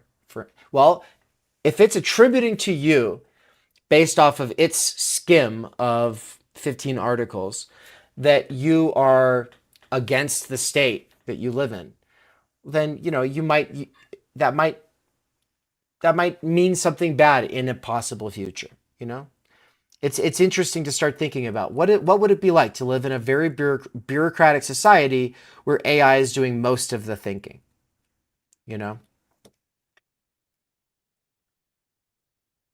Rejection of Western dependency narrative. Studebaker's point that BRICS countries remain dependent on Western Marxists would be dismissed by Haas as outdated. He might cite China's growing domestic market, Russia's pivot to Asian trade, or BRICS' 2024 expansion as evidence of a decoupling from Western dominance. He could argue that Studebaker overstates the West's structural power, ignoring the rapid rise of non-Western economies. Haas might say, the West's markets are crumbling. Look at their debt, their inflation. BRICS is building a new world where we don't need their scraps. Studebaker's stuck in the 90s thinking the US is still king. I'll read it for you. Revolutionary potential of expansion. Studebaker's view of BRICS' expansion as diluting its coherence would be countered by Haas as a triumph of global South unity. He might argue that adding nations like Iran, Saudi Arabia, and Ethiopia strengthens BRICS' geopolitical weight, creating a broader front against Western hegemony. He could frame this as a step toward a new Bandung Conference, invoking the 1955 Anti-Colonial Summit. Haas might proclaim, BRICS isn't just a club, it's a movement. Every new member is another nail in the coffin of U.S. empire. Studebaker's crying about cohesion while the global South is rising up. And you had said earlier when I was muted that surely he doesn't think that all of these states are actually revolutionary or part of an authentic communist struggle or anti-colonial struggle and all of that. And what I meant to get into, and I'm glad I didn't while I was muted, was just to say, I think the more sensible position there is that insofar as you have national liberation struggles in the territories under those states, then you need to be siding with those struggles, not necessarily with those states. I think that would be more the position. But it's the states that are the parties to BRICS, not social movements in the countries necessarily. There's a question about whether those states have a connection to something else or represent something else, to or those what the something movements. else would be, or what the level of cohesion or coherence of that would be. Because BRICS Yeah, is it's an intergovernmental organization. and this raises a bigger question about how often people who are using BRICS are using it as a shorthand or as a metonym for just those actual countries and the movements that they imagine or are actually Yeah, in those it's countries. it's an interstate thing. He surely doesn't mistake an interstate thing for having, necessarily a social base. If he thinks it has a social base, he would articulate what that base would be. He wouldn't. I'm gonna give him the benefit of the doubt. I don't think he would do that. Solowski's 100% on the money here. Said, this sounds like wrestling trash talk mixed with online lightweight snark. Yeah, it does. like, like, Grok, you've been losing it for a while here. It just gets worse and worse. Class and anti-imperialism. The two Studebakers critique that BRICS serves elite interests. Okay, and this is so far off. Haas would likely argue that anti-imperialism is a prerequisite for class struggle. He might claim that BRICS empowers global South nations to resist Western exploitation, creating space for socialist policies that benefit workers. He could point to China's poverty reduction or Russia's state-led economy as imperfect but progressive models. He might say Studebaker's obsessed with class, but you can't fight for workers if your country's under NATO's boot. See, that's that internet lingo and snark that you would never actually get from a real conversation between people. BRICS is kicking Yeah. the imperialists out so the real class war can start. It's like sloganeering shit. Optimism over pessimism. Haas's rhetoric often emphasizes historical optimism, drawing on Leninist ideas of inevitable imperial decline. He would likely accuse Studebaker of defeatism for downplaying BRICS' potential, arguing that Studebaker's structuralist lens blinds him to the dialectical momentum of multipolarity. Haas could assert history's on our side, BRICS is the future, whether Studebaker likes it or not. The West's falling apart and we're building something better. Get on board or get left behind. Yeah, this is a lot more based in like high school debate clubs than it is the actual kinds of conversations we have on this channel, or that I imagine Haas is having most other places. I haven't seen him Yeah, I have a don't lot think of he would treat debates. me like this at all. No, I don't think so. Not one bit. So, Even if I did say the horrible things that it thinks that I would say. right. Even then. But also you wouldn't. Yeah. Broader context is style, limitations, conclusion. Yeah. And then I said, is there a strong liberal case to counter both Haas and Studebaker? And it gave me one that is way too long for us to actually read. But we could just read the conclusion.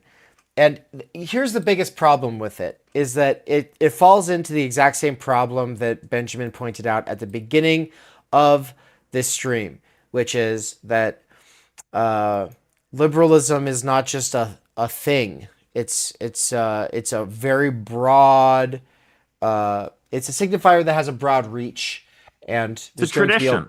yeah, it's a tradition. There's going to be a lot of different positions within liberalism, and so at the point that you have an ism responding to a straw man's response to a straw man's response to a straw man, like this is about as internet brained as anything could ever possibly get, folks.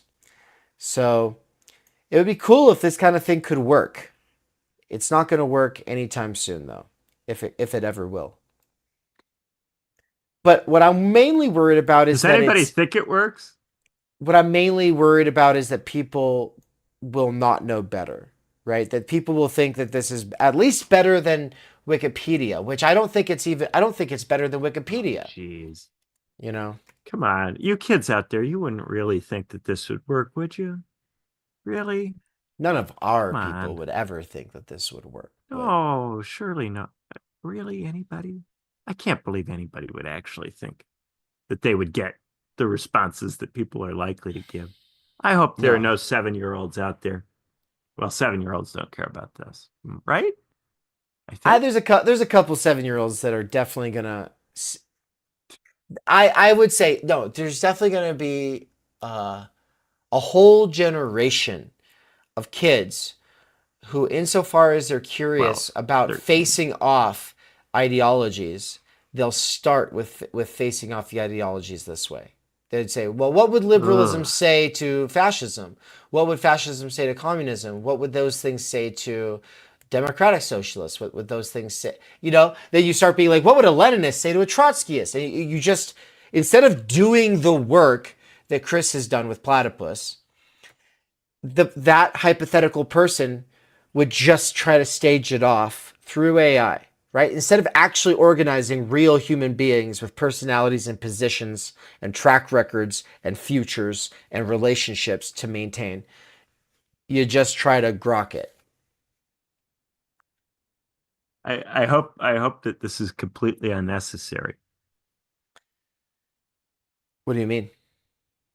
I hope that the points that we're making in this video don't need to be made. If they need to be made, we're in deep shit. Do you I mean, I think we are in deep shit. I mean, I really think we I mean, I actually think are we are in in that deep deep shit, of but shit. even deeper than I've been thinking. If it really needs to be said that, hey, you can't stage a hypothetical conversation among three people on Grok and get something that would be faithful to what they're actually likely to think, if that's not obvious to young people. It's not. It's not, man. It's not. No, I'm telling you, I've got, I only have 2 classes, but I imagine that the distribution of different types of student in these classes are pretty representative of normal working class kids trying to go to school today, right? You Like think at a the state students in your university. class would try this and think that it actually gives them material they could submit for an assignment? Now, I'm not saying all of them. I'm not. I'm there's and I'm not saying that all of them truly believe it. Like they think that they think they can get away with it in some cases. Maybe they think they can get away with it. That's different. But I mean, really, really believing that this is doing research. When you haven't really done research, how do you if you can't tell the difference if you haven't done real research, right? Like you could do it with people you know in your own life. The trouble is you don't know anybody who has enough of an online footprint to do it with, maybe in They some don't. cases. They don't. But if you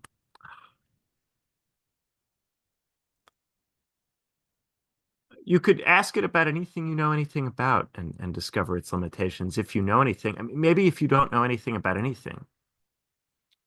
But then shouldn't there be somebody in your life who teaches you something about how to find out stuff? Somebody, Yes, there should be. anybody, somebody. Like this raises a deep question about pedagogy in the age of AI, right? It makes me wonder if the right way to get off on the right track with students would be, instead of saying, "Hey, if I catch you using AI, you're going to be in trouble," or "Hey, throw your life away, I don't care," which are kind of the I take to be two major forks.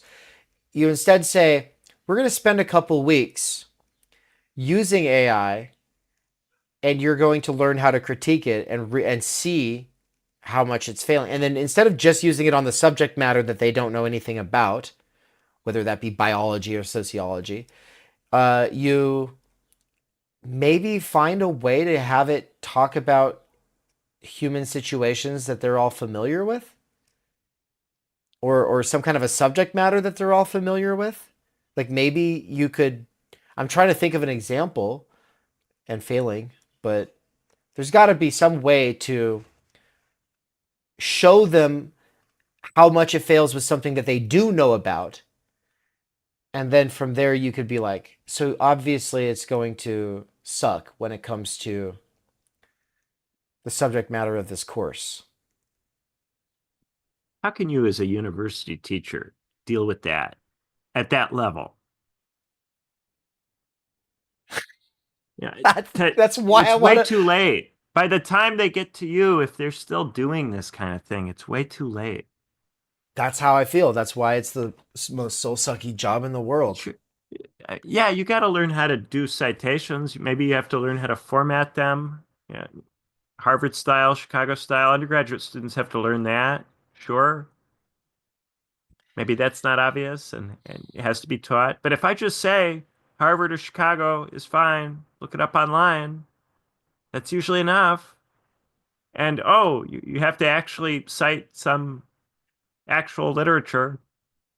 You can't just punch stuff into search engines. It seems that it shouldn't be that hard to have assignments that just are above a threshold at which you can play this game.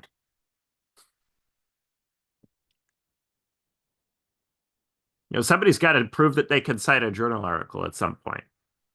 Do people not Yeah. expect undergraduate students to do that? They should.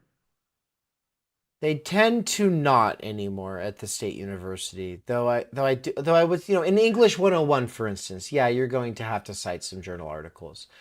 But when we're talking about and when my best professors, they've definitely require you to cite the page and even like you have to use a certain amount of quotes and a certain amount of page numbers, when writing something up.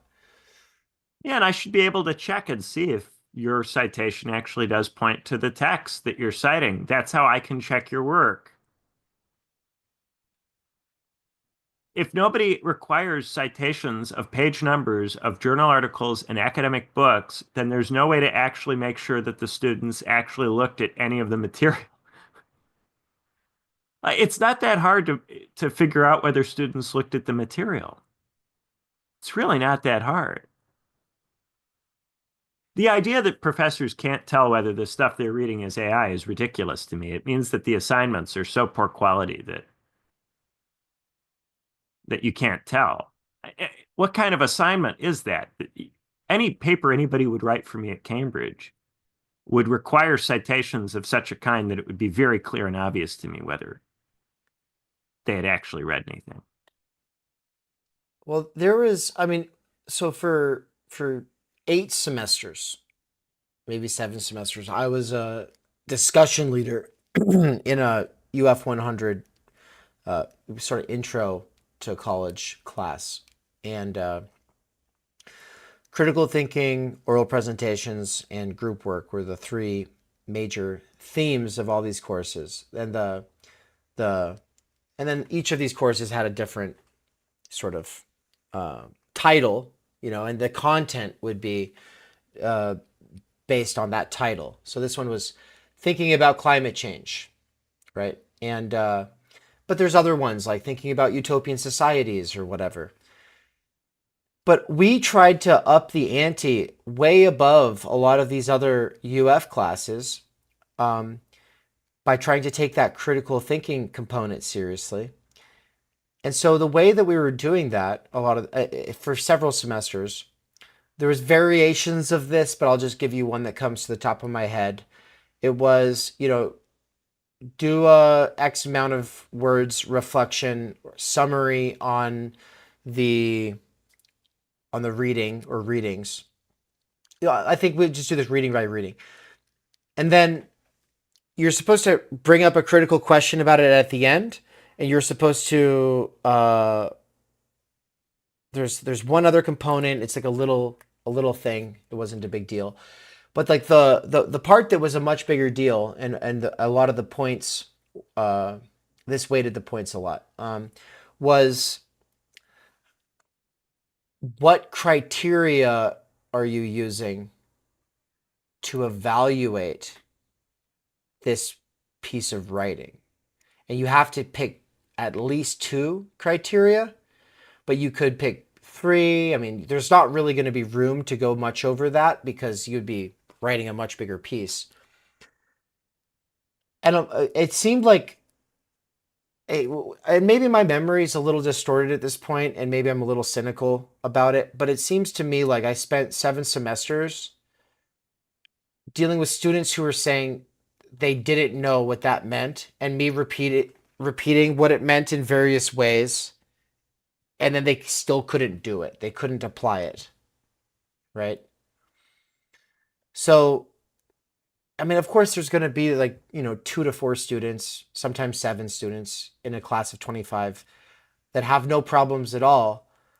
And then you'll have some students who they can at least pick a criterion. So they're like, oh, I picked the criteria of evidence and relevance, or and you'd have people pick one, but then having them actually read a piece and assessing it using those criteria, and using better criteria than those ones, by the way, that was a lot more rare.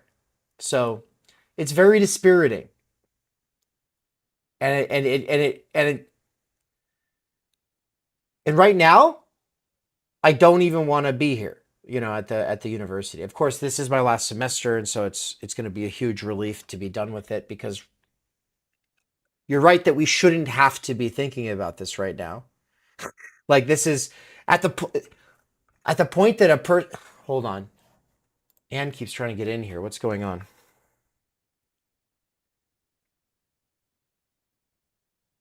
Anne, what's up?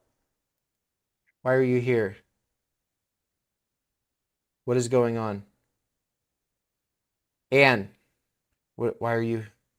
She needs a I verification needed the code from you. verification code right now. Oh my God. Okay, sorry. Yeah, I don't look at my phone while I'm streaming. For real? Like, you need it right now? I have to do this right now?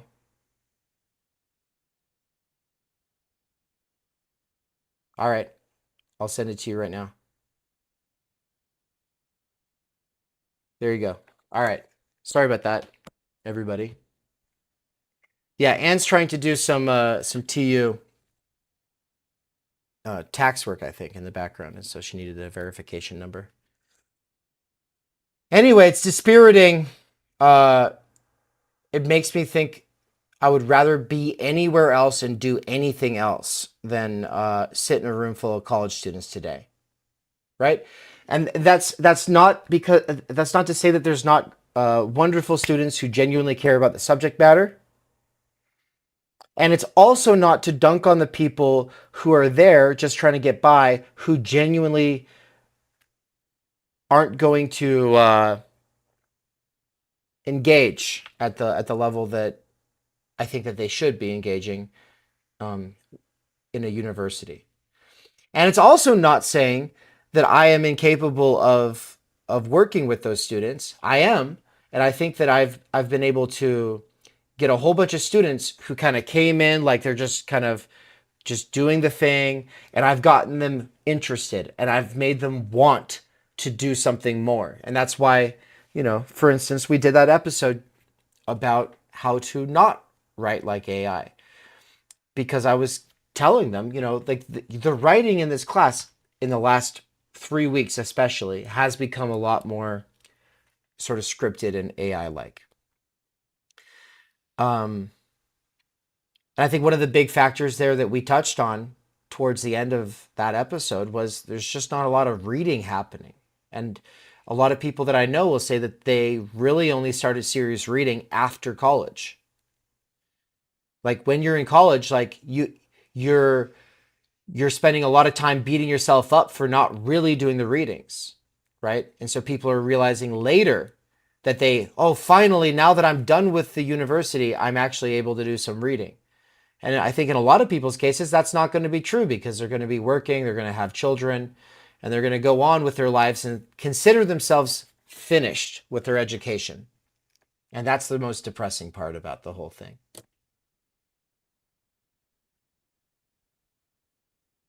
Yikes. Makes me want to die. Not really. It just makes me want to get out of there,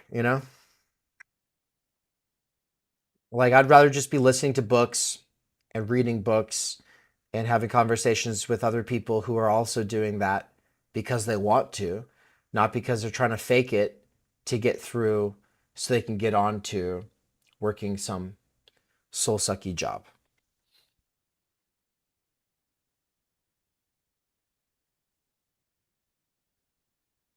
So, by the way, Haas messaged me, and he said it would be cool to come on and talk about this. So hopefully we'll be doing a follow-up with him in the near future. I don't know if he'll actually get a chance to watch this, or we'll just summarize. It'll be really easy to summarize his position. In the same way, it's easy for me to summarize the position that we skipped over, which is the liberal one. The liberal position is that Haas is going to romanticize dictators, while Benjamin is going to not take seriously enough the dictators. So that is the supposed liberal position from Grok. That's really all those words. That's the one thread that was consistent throughout it. Yeah, let's read the conclusion. Oh yeah, let's bring Strong that liberal up. case against Has al-Din and Benjamin Studebaker would emphasize liberalism's normative superiority, human rights, democracy, practical successes, global prosperity, institutional resilience, and capacity for stable cooperation, contrasting these with the authoritarianism and instability of Dugin's ideology and BRICS multipolar project. Liberals would condemn Haas's revolutionary romanticism as a dangerous embrace of repression, while challenging Studebaker's pessimism with evidence of liberalism's adaptability. This case positions the liberal order as a flawed but preferable alternative to the fragmented authoritarian-led visions Haas and Studebaker engage with, offering a path to global progress through reform rather than revolution. If you'd like me to delve into specific liberal thinkers, policies, or counter-arguments, let me know. Yeah, that's the other thing. Is framing your work as pessimistic because you see liberalism can adapt. Liberal orders can adapt, Benjamin. Yes, but only in ways that are also bad. Yes, it could survive. It's a chronic crisis, but it will still be bad. The question is, can it stop being so bad? Can it become less bad? And what would that mean? Become less bad? How would that look? Or will it just find various ways to keep being bad for long periods of time? A lot of the time the AI's upshot with me is I'm negative. I'm too negative. Because it's a very American thing, AI. So AI really takes. You're saying generally that's a thing. AI is going to be. Yeah, whenever I've very punched my work American. in or punched my name in and asked, there's a kind of demand from the AI for some sort of positive upshot. And because I don't provide that, AI will tend to go, well, Studebaker can be very negative. So if you ask it to criticize me, it will say, oh, very pessimistic and negative. Now I want to make this fun here at the end. I want to do a quick little poll where we come up with three concluding questions that we would like to ask the AI. And we can frame it so that the AI gives us a really short response. It could be like within 500 words or whatever. But what would be, first of all, let's chat, what's something you would like us to ask the AI within the context of this whole conversation? And then Benjamin, Yeah. does anything come to mind for you off the top of your head?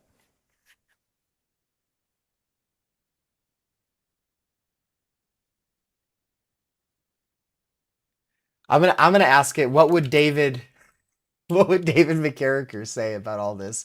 500 words. Yeah. What would David McKerracher, Theory Underground, have to say?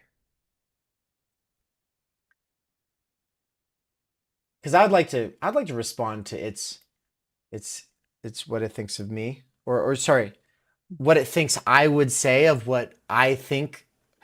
Like, it's so confusing. What it thinks I would say about about all of this, yeah. Which is the straw man referring to the straw man referring to the straw man referring to the straw man. We had 4 layers, folks.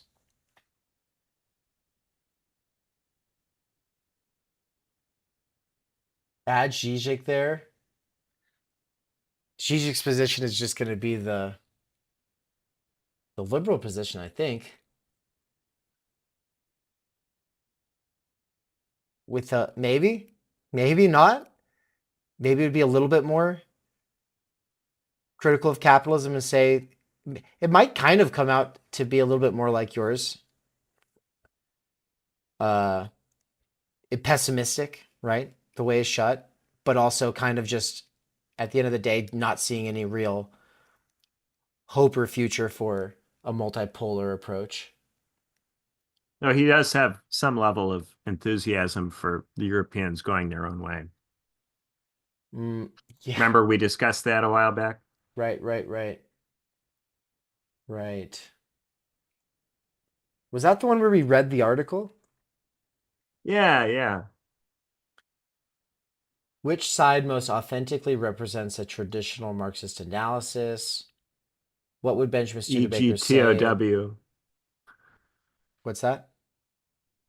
EGTOW, Europeans going their own way. Oh, yeah. Eggtow.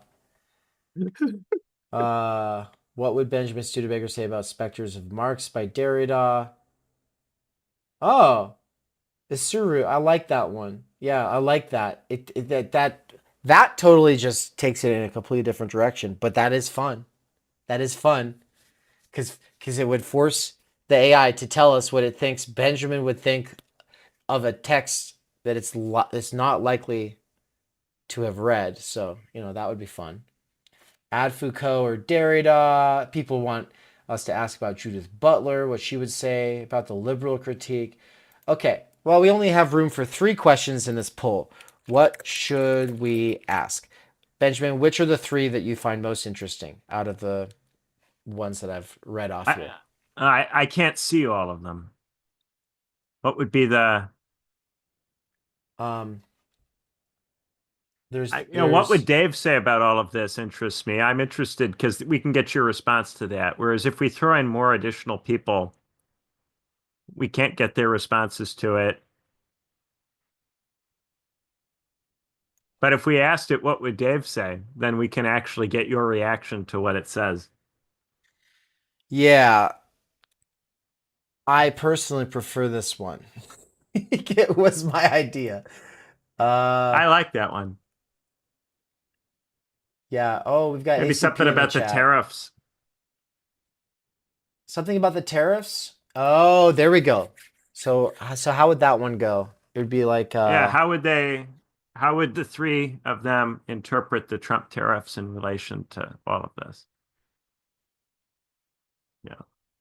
I'll just summarize these questions since I don't have room in the polls as David McKerracher, tariffs, and then what's another one?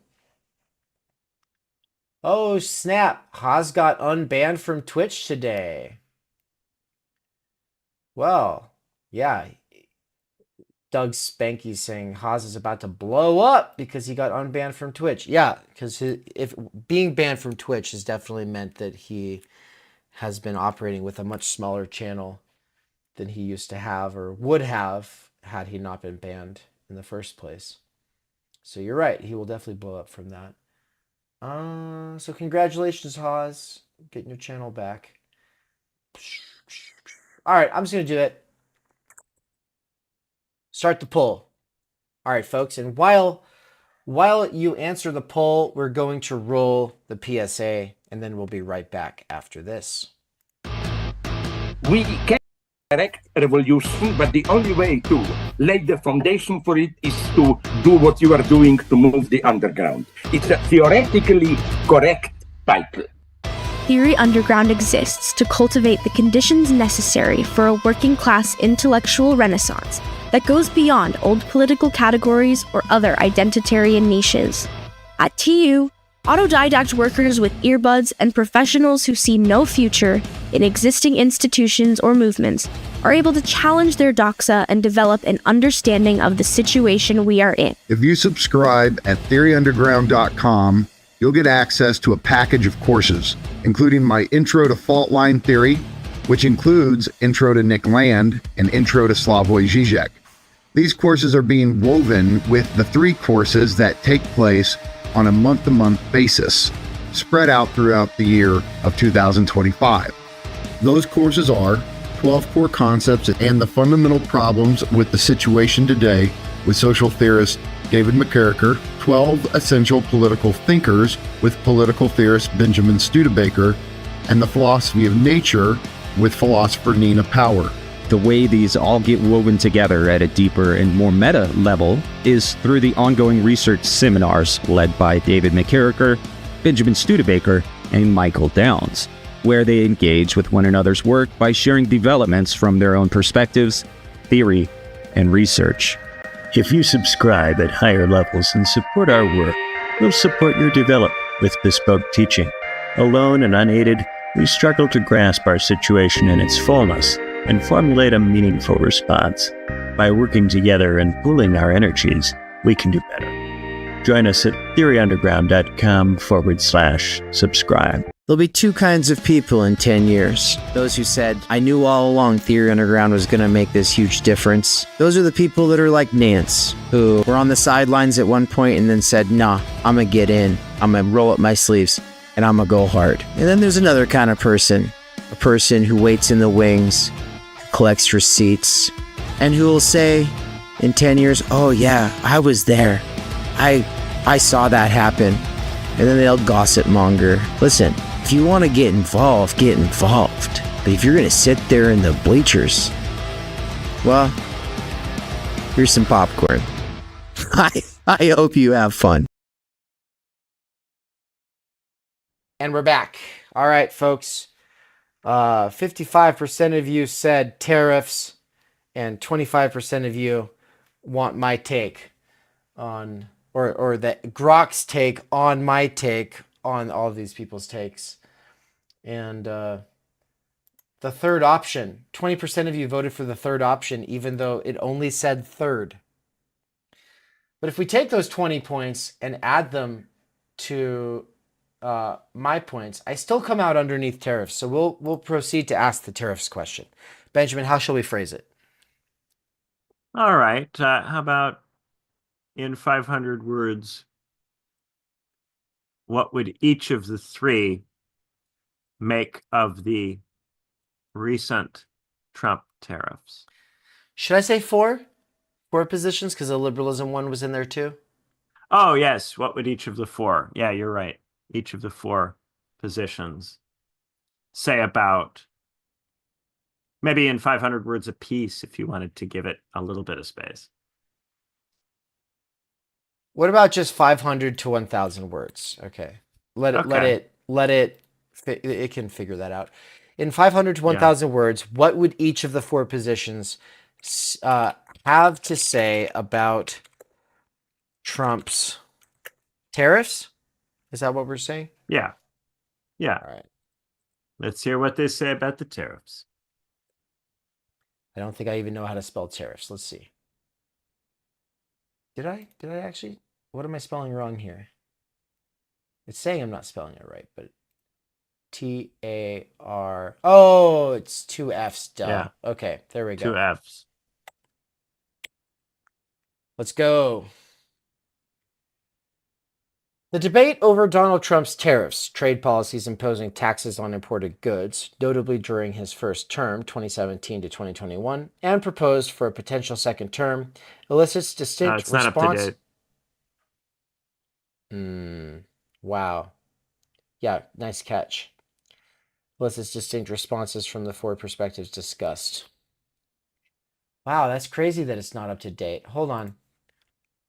Why are you not up to date with Trump's 2025 tariffs?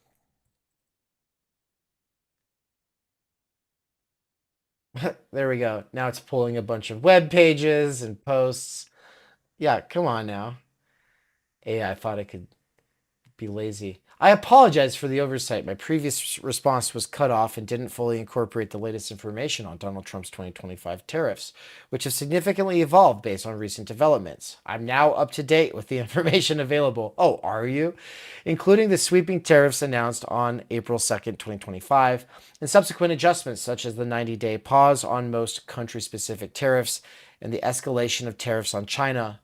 Below, I'll provide a corrected and comprehensive analysis of how the four perspectives, Alexander Dugin, Haz al-Din, Benjamin Studebaker, and liberal internationalists would likely respond to Trump's 2025 tariffs, ensuring the response reflects the latest details and addresses your concern about being up to date.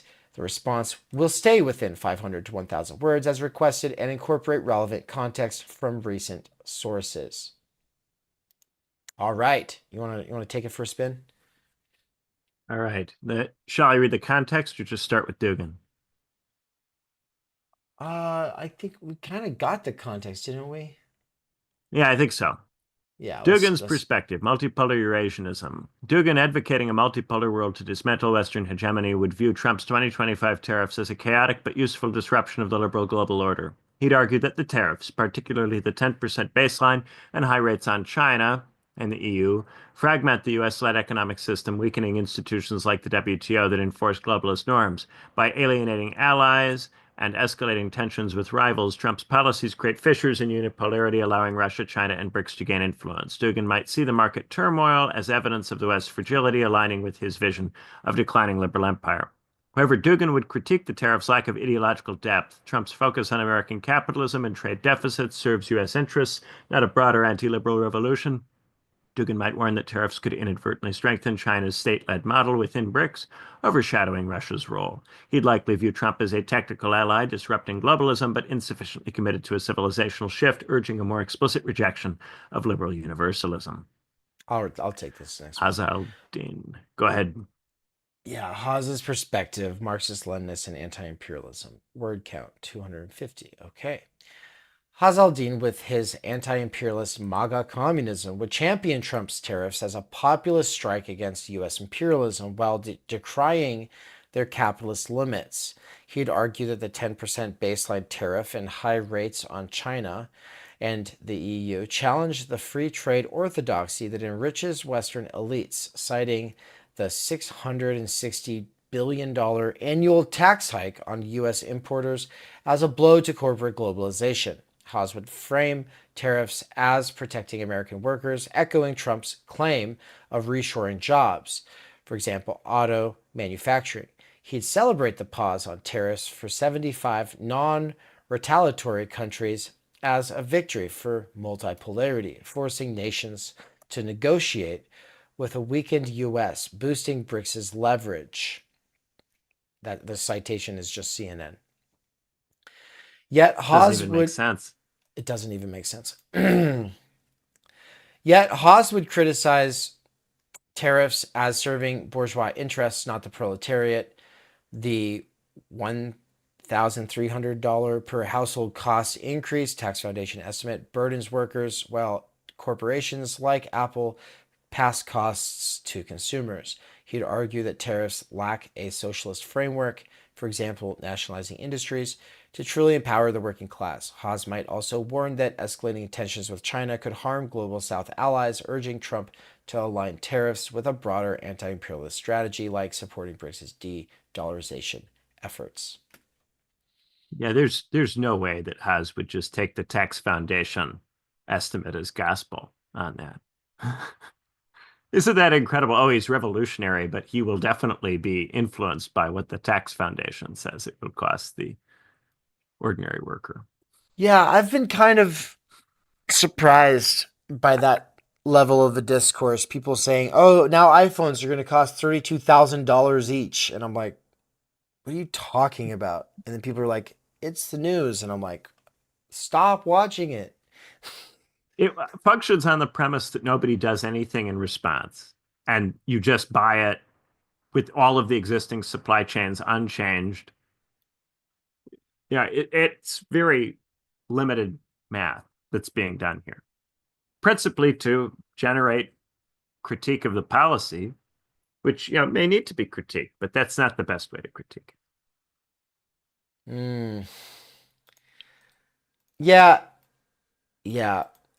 Just stop watching it, guys. It's hysteria. $32,000 smartphones. You know that's impossible. They wouldn't sell a phone that costs that. They would have to change. Like, you wouldn't buy a smartphone that costs that much money. Obviously. There would be no market for Nobody a smartphone would. that costs that much. Yeah, exactly. There would be no point to such a thing. Yeah. And also, it would be likely to go to, as you said, India or Indonesia. Like that, like the idea that it would just though that may take time. Yeah. It'll take a little while, especially with stuff that involves rare earths. It'll take some time.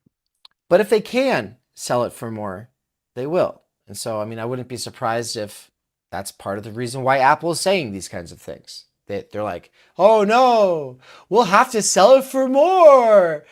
And then they'll be like, oh no, now we have to use more finance plans for people, Yeah, see, now they're just putting structuralist Marxism in parentheses because that's just what I am to it now. Yep, there we go. Benjamin Studebaker's perspective, structuralist Marxism. Studebaker, a structuralist Marxist, would critique Trump's tariffs as a misguided response to capitalism's inequalities, exacerbating global economic flaws without systemic change. He would acknowledge the tariffs' claim to address deindustrialization, for example, auto tariffs to reshore manufacturing, but argue they fail to challenge global capital's dominance. The 10% baseline and 245% China tariffs disrupt trade flows but don't alter the core periphery structure, merely redirecting profits. For example, Vietnam or Mexico. Studebaker would cite economic costs. Oh my God, 2,100 per household. We were just making annually. Fun of this. We were just making fun of this. Yeah, or 0.5% GDP growth in 2025, Goldman Sachs. And market volatility, Nasdaq's 6% drop as evidence of inefficiency. No, none of those things are true. If it's only 0.5% GDP growth, it's not going to be that heavy a hit. Because U.S. GDP typically grows at a couple points. And when I brought up the whole Nasdaq drop, your response was, yeah, there's a bunch of people at Wall Street who are going to be very reactive about these things, and they're very afraid. Right? Is that right?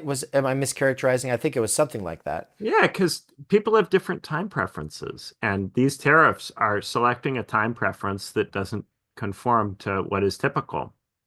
This is an administration that's potentially, at least it's signaling, willingness to lose the midterm elections to accomplish a medium-term economic goal, which is not typically how policy is made. And that will be very inconvenient for people with a shorter time preference, like those who are looking to retire or those who are very much focused on their day-to-day stock portfolio. It's a different situation if you are operating from a different time preference. Right. The liberal internationalist perspective, TM. The liberal internationalists would vehemently oppose Trump's tariffs, arguing they dismantle the rule-based global order that drives prosperity. They'd cite the liberal system's success, 1.1 billion lifted from poverty since 1990, World Bank, against Trump's 10% baseline and the 245% China tariffs, which raised the U.S. trade-weighted tariff to 24%, the highest in a century. Liberals would argue these policies spike consumer costs, trigger retaliation, and risk a 60% recession chance. The EU's push for zero tariffs and Canada's 25% auto tariffs show allies' commitment to multilateralism, which liberals defend. They'd condemn tariffs as destabilizing, citing market losses and disruptions.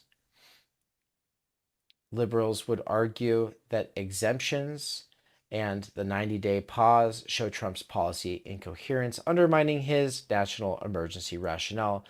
They'd advocate reforming institutions like the World Trade Organization to integrate rising powers, not fracturing trade with protectionism that hurts consumers and allies while empowering authoritarian BRICS states. Okay, Grok, that's all very interesting. Good work. You've blown us all away. Now, I am very curious to know what David McKerracher of Theory Underground would say about all of this. Keep the response down to 500 words, please. And thanks.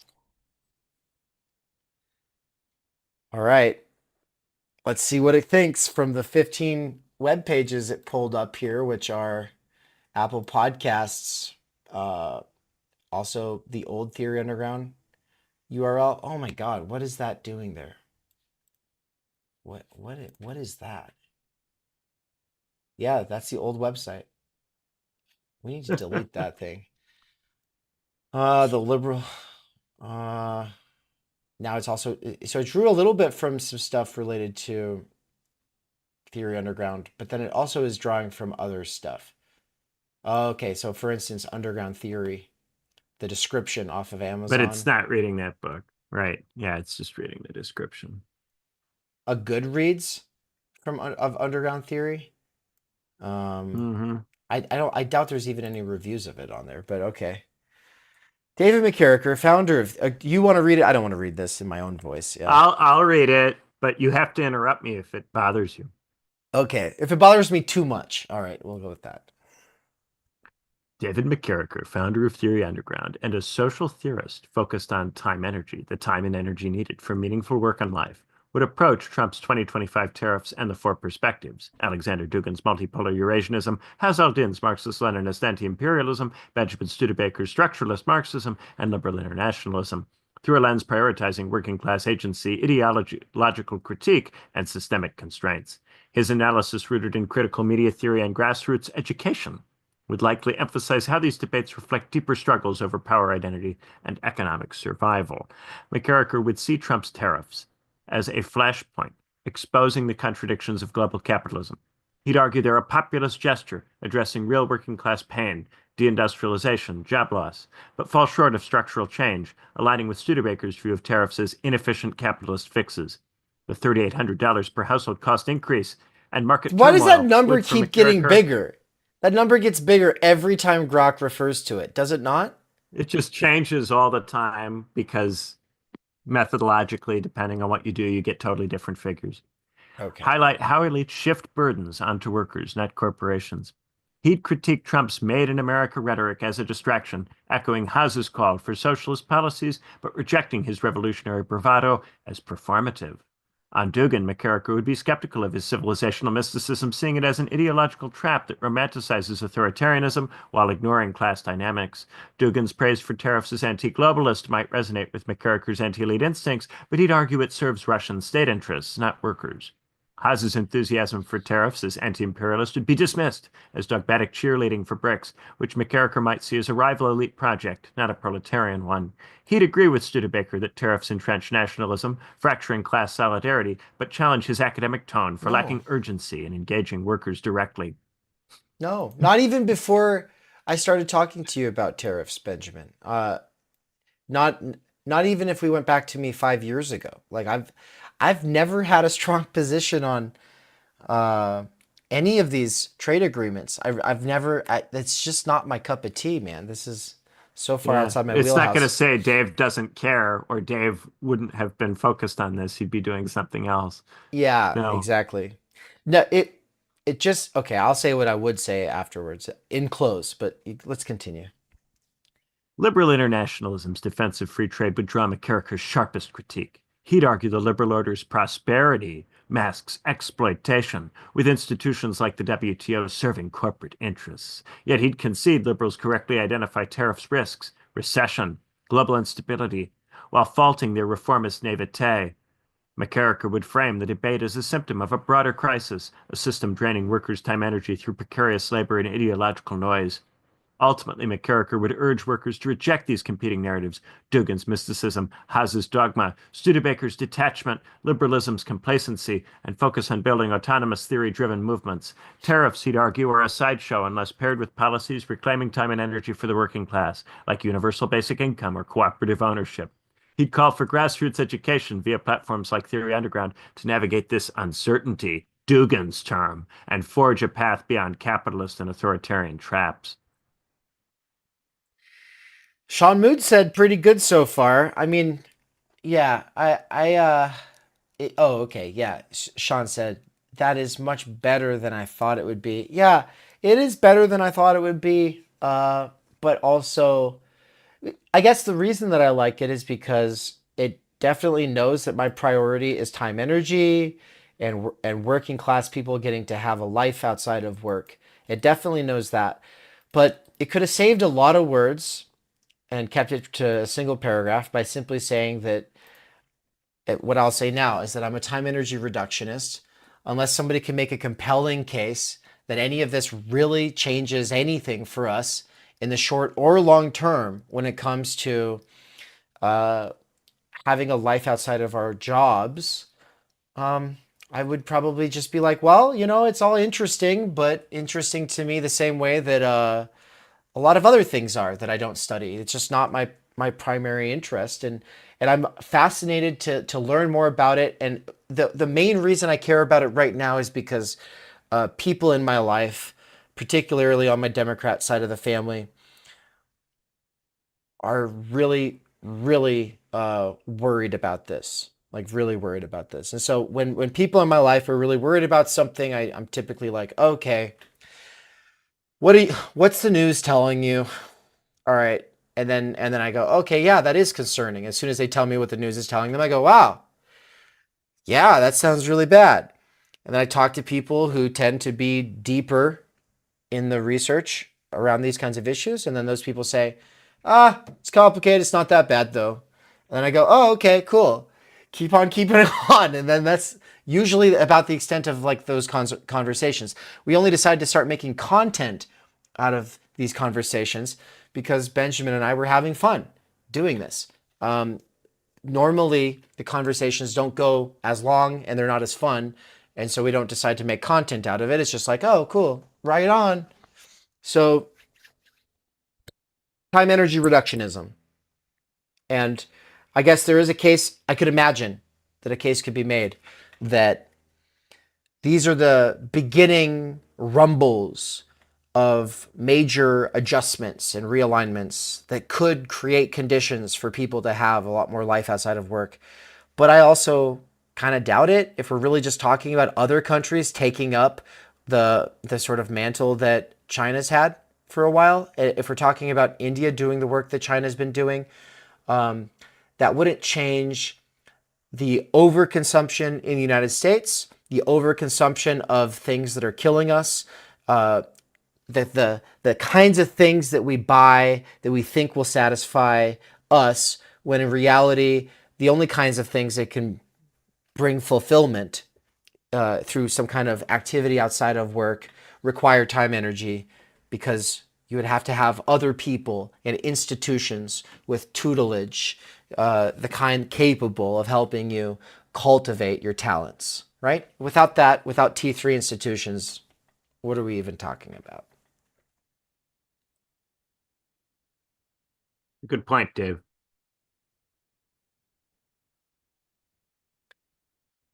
Grok, you can do better. And it probably will. So, for now, this is where it's at. 2025, April 2025. 2 months from now, it could be deep, deep, deep in the academic research, right? Things could change, laws could change that make it so that it could actually get in there and start comparing and contrasting. Because what I would like to ask it is all kinds of questions about the different journals that have been around for a long time that relate to all of my research interests.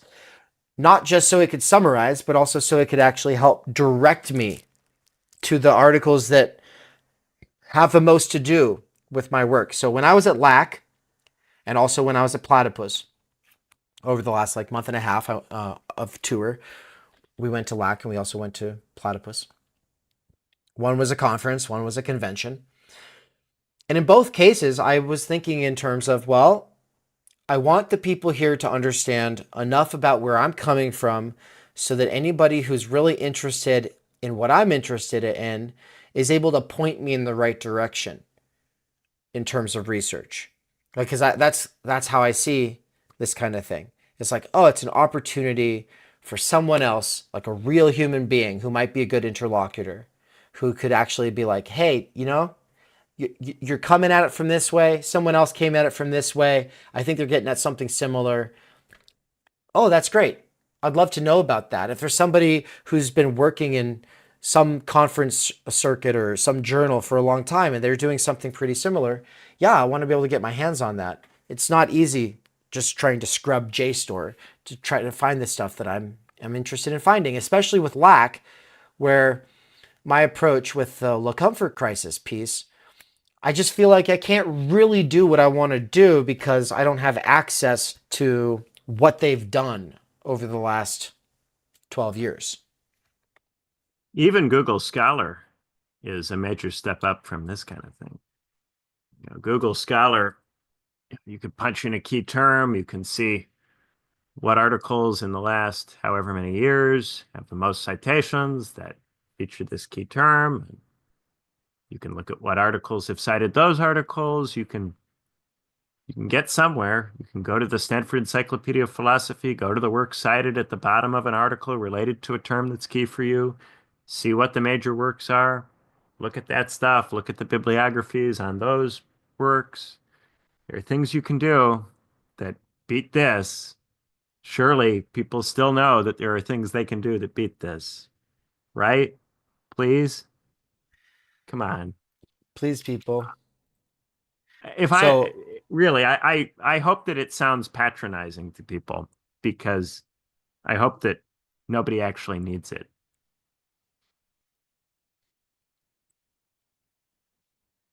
I'm making one more poll. It's how long before AI is good enough to make this worth doing again? 3 months. And I use the little, is it the asterisk? I use the asterisk. No, not the asterisk. Yeah. Is it About the tilde thing? the tilde. Yeah. Yeah. So I use the tilde, which means approximately in this case. It can also mean a negation symbol, but we're not doing that. So approximately 3 months, approximately 5 years, and then approximately never. Benjamin, what's your answer? Of those three, I would go with never. If there was another option, what would your preferred option be? If somebody put something like 30 years. You think so? 30? I would be curious. I would want to know. Like, I'm not saying it would be good, but I would be curious. Before it's worth doing again. Damn. Tech bros, you got your work cut out for you. 64% of people are saying 5 years. A lot of people are 33% are saying 3 months. 8% is saying never. Yeah, I wish I'd put a 30-year in there. I think we probably would have 30. gotten a lot more people saying that. I'd go with 30. How many of Not you ruling it out, who but it's going to said be a while. never would have said 30? I'm just going to ask that And how in the many who chat. said 5 years would go to 30 if 30 were an option? Yeah. Because never is a very strong claim. Yeah. I totally botched this poll with that question. But approximately never, approximately never. I don't know what that means. It doesn't even mean anything. Yeah.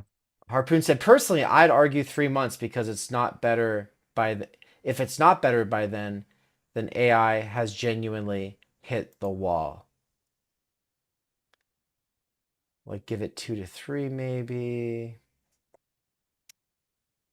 Yeah, 3 years and AI will look very different, says Caravaggio. Well, folks, we'll see.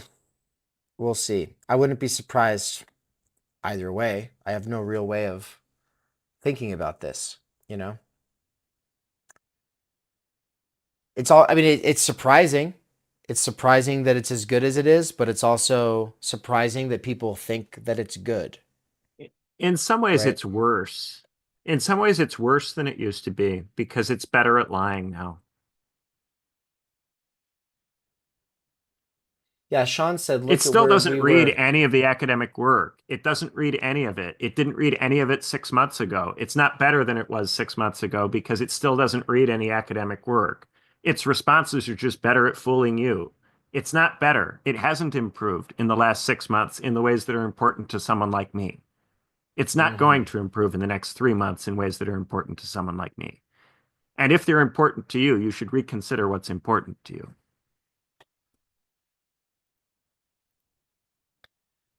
Yeah, definitely don't be hedging any bets that this is going to be the way This is not of the substantially future. better than ChatGPT was in 2022 from my point of view.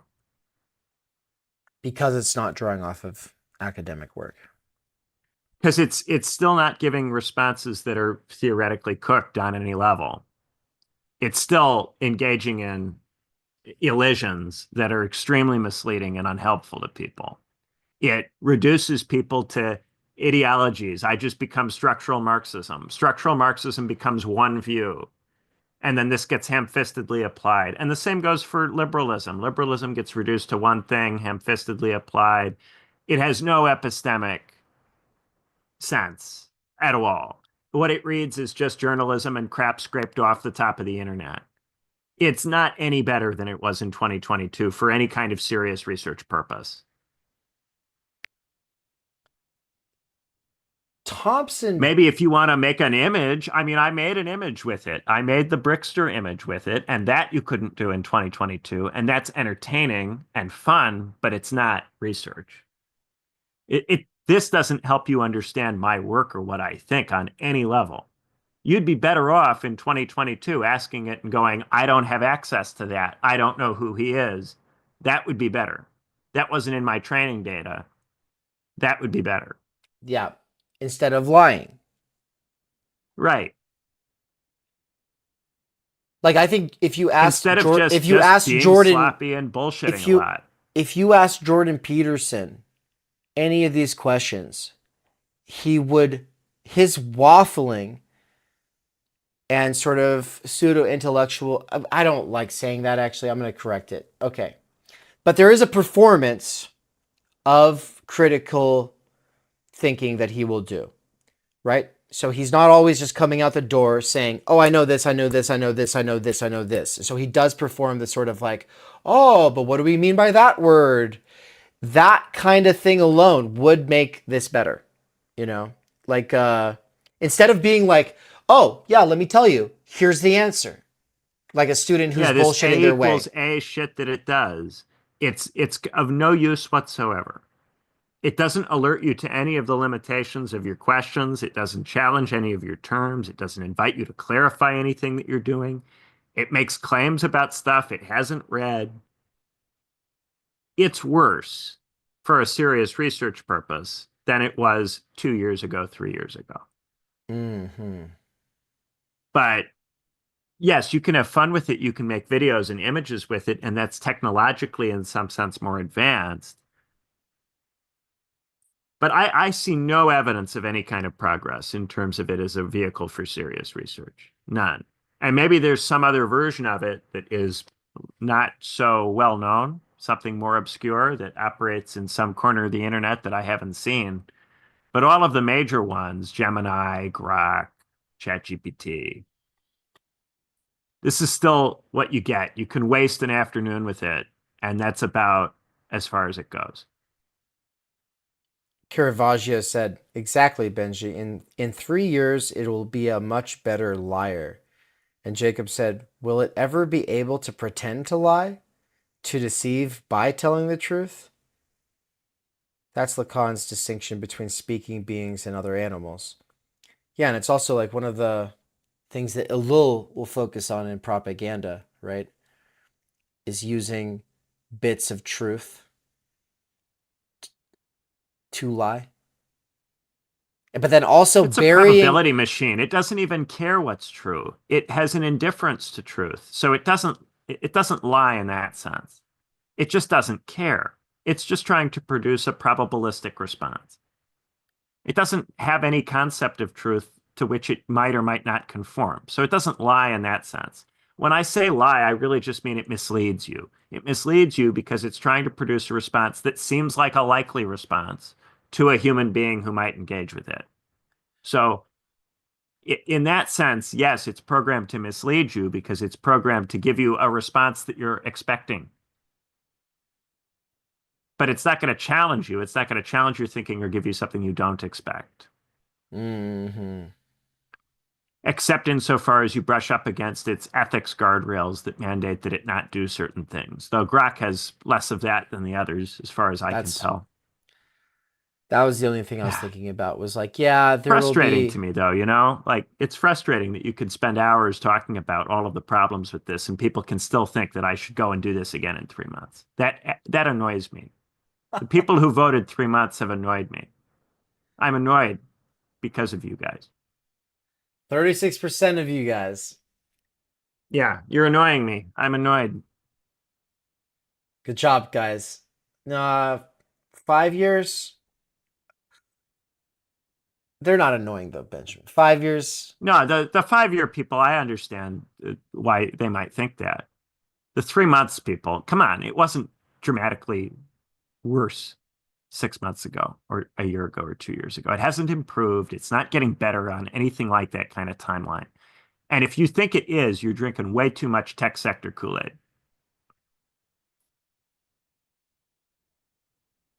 But, you know, once you're talking 5 years, you know, sure, you might be curious what's going on in 5 years. I played this game a few years ago. You know, I asked it questions every few years, you know, a year or two, maybe. You check just to see if it still sucks. I do that. I can understand that. But come on, 3 months? Really? Jeez. Damn, I like David B's comment. Capitalists be like, we need 1,000 gallons of water and a barrel of oil's worth of energy to do what the human brain can do with a square meal. Yeah, which is pretend you did some readings and could process them and then come out way too confident that you have it all figured out. Yeah, That act like a high school honors student. Exactly. Oh, yeah? Would this be the high school honors way? I think even high school honors students can do better than this, obviously. But that's the thing. Anytime you liken it to any human, you are always doing the human a disservice, whichever human it is. If you liken it to any human, you're doing it a favor, which is why they called it artificial intelligence. It's just a large language model. It's not intelligence. It doesn't do anything like what human beings do. It's just a large language model. Yeah, and calling it artificial intelligence is marketing. It's a concession to the marketing. Yeah. Calling it artificial intelligence or likening it in any way to anything a human does is a concession to the marketing. Well, and I guess this should probably be the point where we're about to close out. And there's a comment that came up a little while ago that I think is probably worth touching on in our closing remarks here, Benjamin. It's Thompson, BR42, saying AI has never been important to ordinary people. I'm curious what you make of that. Well, important in the sense of political issue. I don't think it is. I would agree. Important in terms of does it change your life? I think probably most ordinary people, it doesn't change their lives. We end up talking about it because of the way it comes into the classroom, in the university system, and also potentially in high schools. And in those settings, I think it probably does have an effect on the ordinary person's life. If you were already through those institutions at the point at which this stuff came out and became popular, then it probably hasn't had much effect on your life at all. But if you were still in the schooling system at the point at which it was introduced, then there was a window of time in which your teachers didn't know very much about it, and you could potentially use it to avoid doing work or to manage your workload in some way, shape, or form. And you might expect to get away with it because of the decline of the school system, its poor quality, uh, at every level. It was possible for some people in the early years of this to use it in school without being caught and to avoid work and to therefore avoid learning. There is also, to some degree, some level of this going on now, even though people are aware of it and live to the possibility of its use. And this came up for Dave recently, where he said, my students sound like AI. I don't know if they are using it. I couldn't say, but they sound like it. And this kind of thing does come up. You hear this kind of thing a lot from people who teach. So, no, it probably doesn't affect your life if you are out of the university system and the school system. And therefore, it is something which affects young people and students disproportionately. I think that's true. But it certainly is going to be an issue going forward insofar as we're going to be dealing with more and more people produced by a schooling system which in some way, shape, or form explicitly or implicitly integrates this garbage. Yeah, and I guess I'll echo Mikey, something he said recently, which is that the people in his life are becoming sort of Landian, like thinking that the robots really are coming to replace us. Now, and he's talking about like coworkers and stuff like that. And of course, like a job you can kind of have like a microcosm culture within your job. So it's not very good for alien anthropology for us because Mikey has had a huge influence on his coworkers. Like they all joke about lemurs at this point, right? So I think he's turned them into Landians somewhat. But I guess the part that I'm thinking about is how I have people in my life who cannot tell the difference between the work I do and AI, and that they think that AI is genius, and it's because you don't know what you don't know. And if you're not a serious reader already, if you don't really think things through to their roots, then there is a seductive sort of, oh my God, look how fast it came up with all those words. And there's a belief that averages are good or an indicator of quality or of, and so it's like, if it can be like the average human, then oh my God. And it's like, well, it only impacts regular people insofar as regular people can be deceived by it and take this to be the next great thing.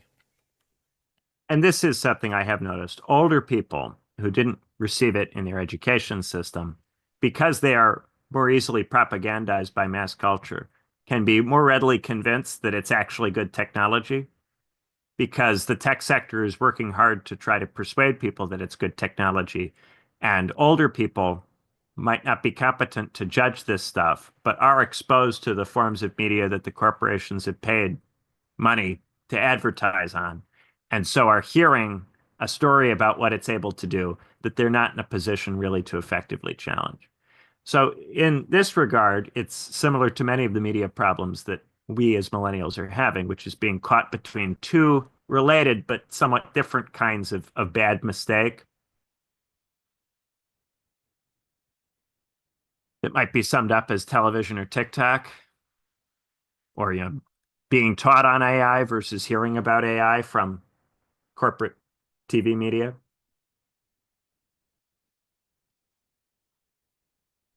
That's something I have seen. I was in a discussion group with some older gentlemen recently who certainly were not schooled on AI, but many of them had grandiose beliefs about the potential of the technology on the basis of the mainstream content that they had consumed. And they probably invest accordingly. Yeah, there's a lot of money getting wasted A lot of resources getting wasted on stuff that's unlikely to deliver much. How much did Trump put towards AI? Oh, I don't have the figure for that. He tried to put, my head. It's in the billions. He tried to put billions towards AI. I don't know if it's a. They're still negotiating the Hopefully make it government through. budget, so Right. we will have to see what ultimately happens with in terms of federal money. All right, the chat is hilarious now, but folks, I'm gonna have to close this out. And Benjamin, thank you so much for joining us for this. I know it was painful, but I'm glad that you got to stand up and use your actual voice to resist the tides of what's being called intelligence, right? And yeah, if this video does nothing else, let it be a testimony that I do not endorse what the AI puts in my mouth. So if you ask the AI to personate me, I don't endorse anything that it says. Awesome, everybody. Thank you so much. Catch you on the next one. Take care. Peace. We cannot do direct revolution, but the only way to lay the foundation for it is to do what you are doing to move the underground. It's a theoretically correct title. Theory Underground exists to cultivate the conditions necessary for a working class intellectual renaissance that goes beyond old political categories or other identitarian niches. At TU, autodidact workers with earbuds and professionals who see no future in existing institutions or movements are able to challenge their doxa and develop an understanding of the situation we are in. If you subscribe at theoryunderground.com, you'll get access to a package of courses, including my Intro to Fault Line Theory, which includes Intro to Nick Land and Intro to Slavoj Žižek. These courses are being woven with the 3 courses that take place on a month-to-month basis, spread out throughout the year of 2025. Those courses are 12 Core Concepts and the Fundamental Problems with the Situation Today with social theorist David McKerracher, 12 Essential Political Thinkers with political theorist Benjamin Studebaker, and The Philosophy of Nature with philosopher Nina Power. The way these all get woven together at a deeper and more meta level is through the ongoing research seminars led by David McKerracher, Benjamin Studebaker, and Michael Downs, where they engage with one another's work by sharing developments from their own perspectives, theory, and research. If you subscribe at higher levels and support our work, we'll support your development with bespoke teaching. Alone and unaided, we struggle to grasp our situation in its fullness and formulate a meaningful response. By working together and pooling our energies, we can do better. Join us at theoryunderground.com/subscribe. There'll be 2 kinds of people in 10 years. Those who said, I knew all along Theory Underground was going to make this huge difference. Those are the people that are like Nance, who were on the sidelines at one point and then said, nah, I'm going to get in. I'm going to roll up my sleeves and I'm going to go hard. And then there's another kind of person, a person who waits in the wings, collects receipts, and who will say in 10 years, oh yeah, I was there. I saw that happen. And then they'll gossip monger. Listen, if you want to get involved, get involved. But if you're going to sit there in the bleachers, well, here's some popcorn. I hope you have fun.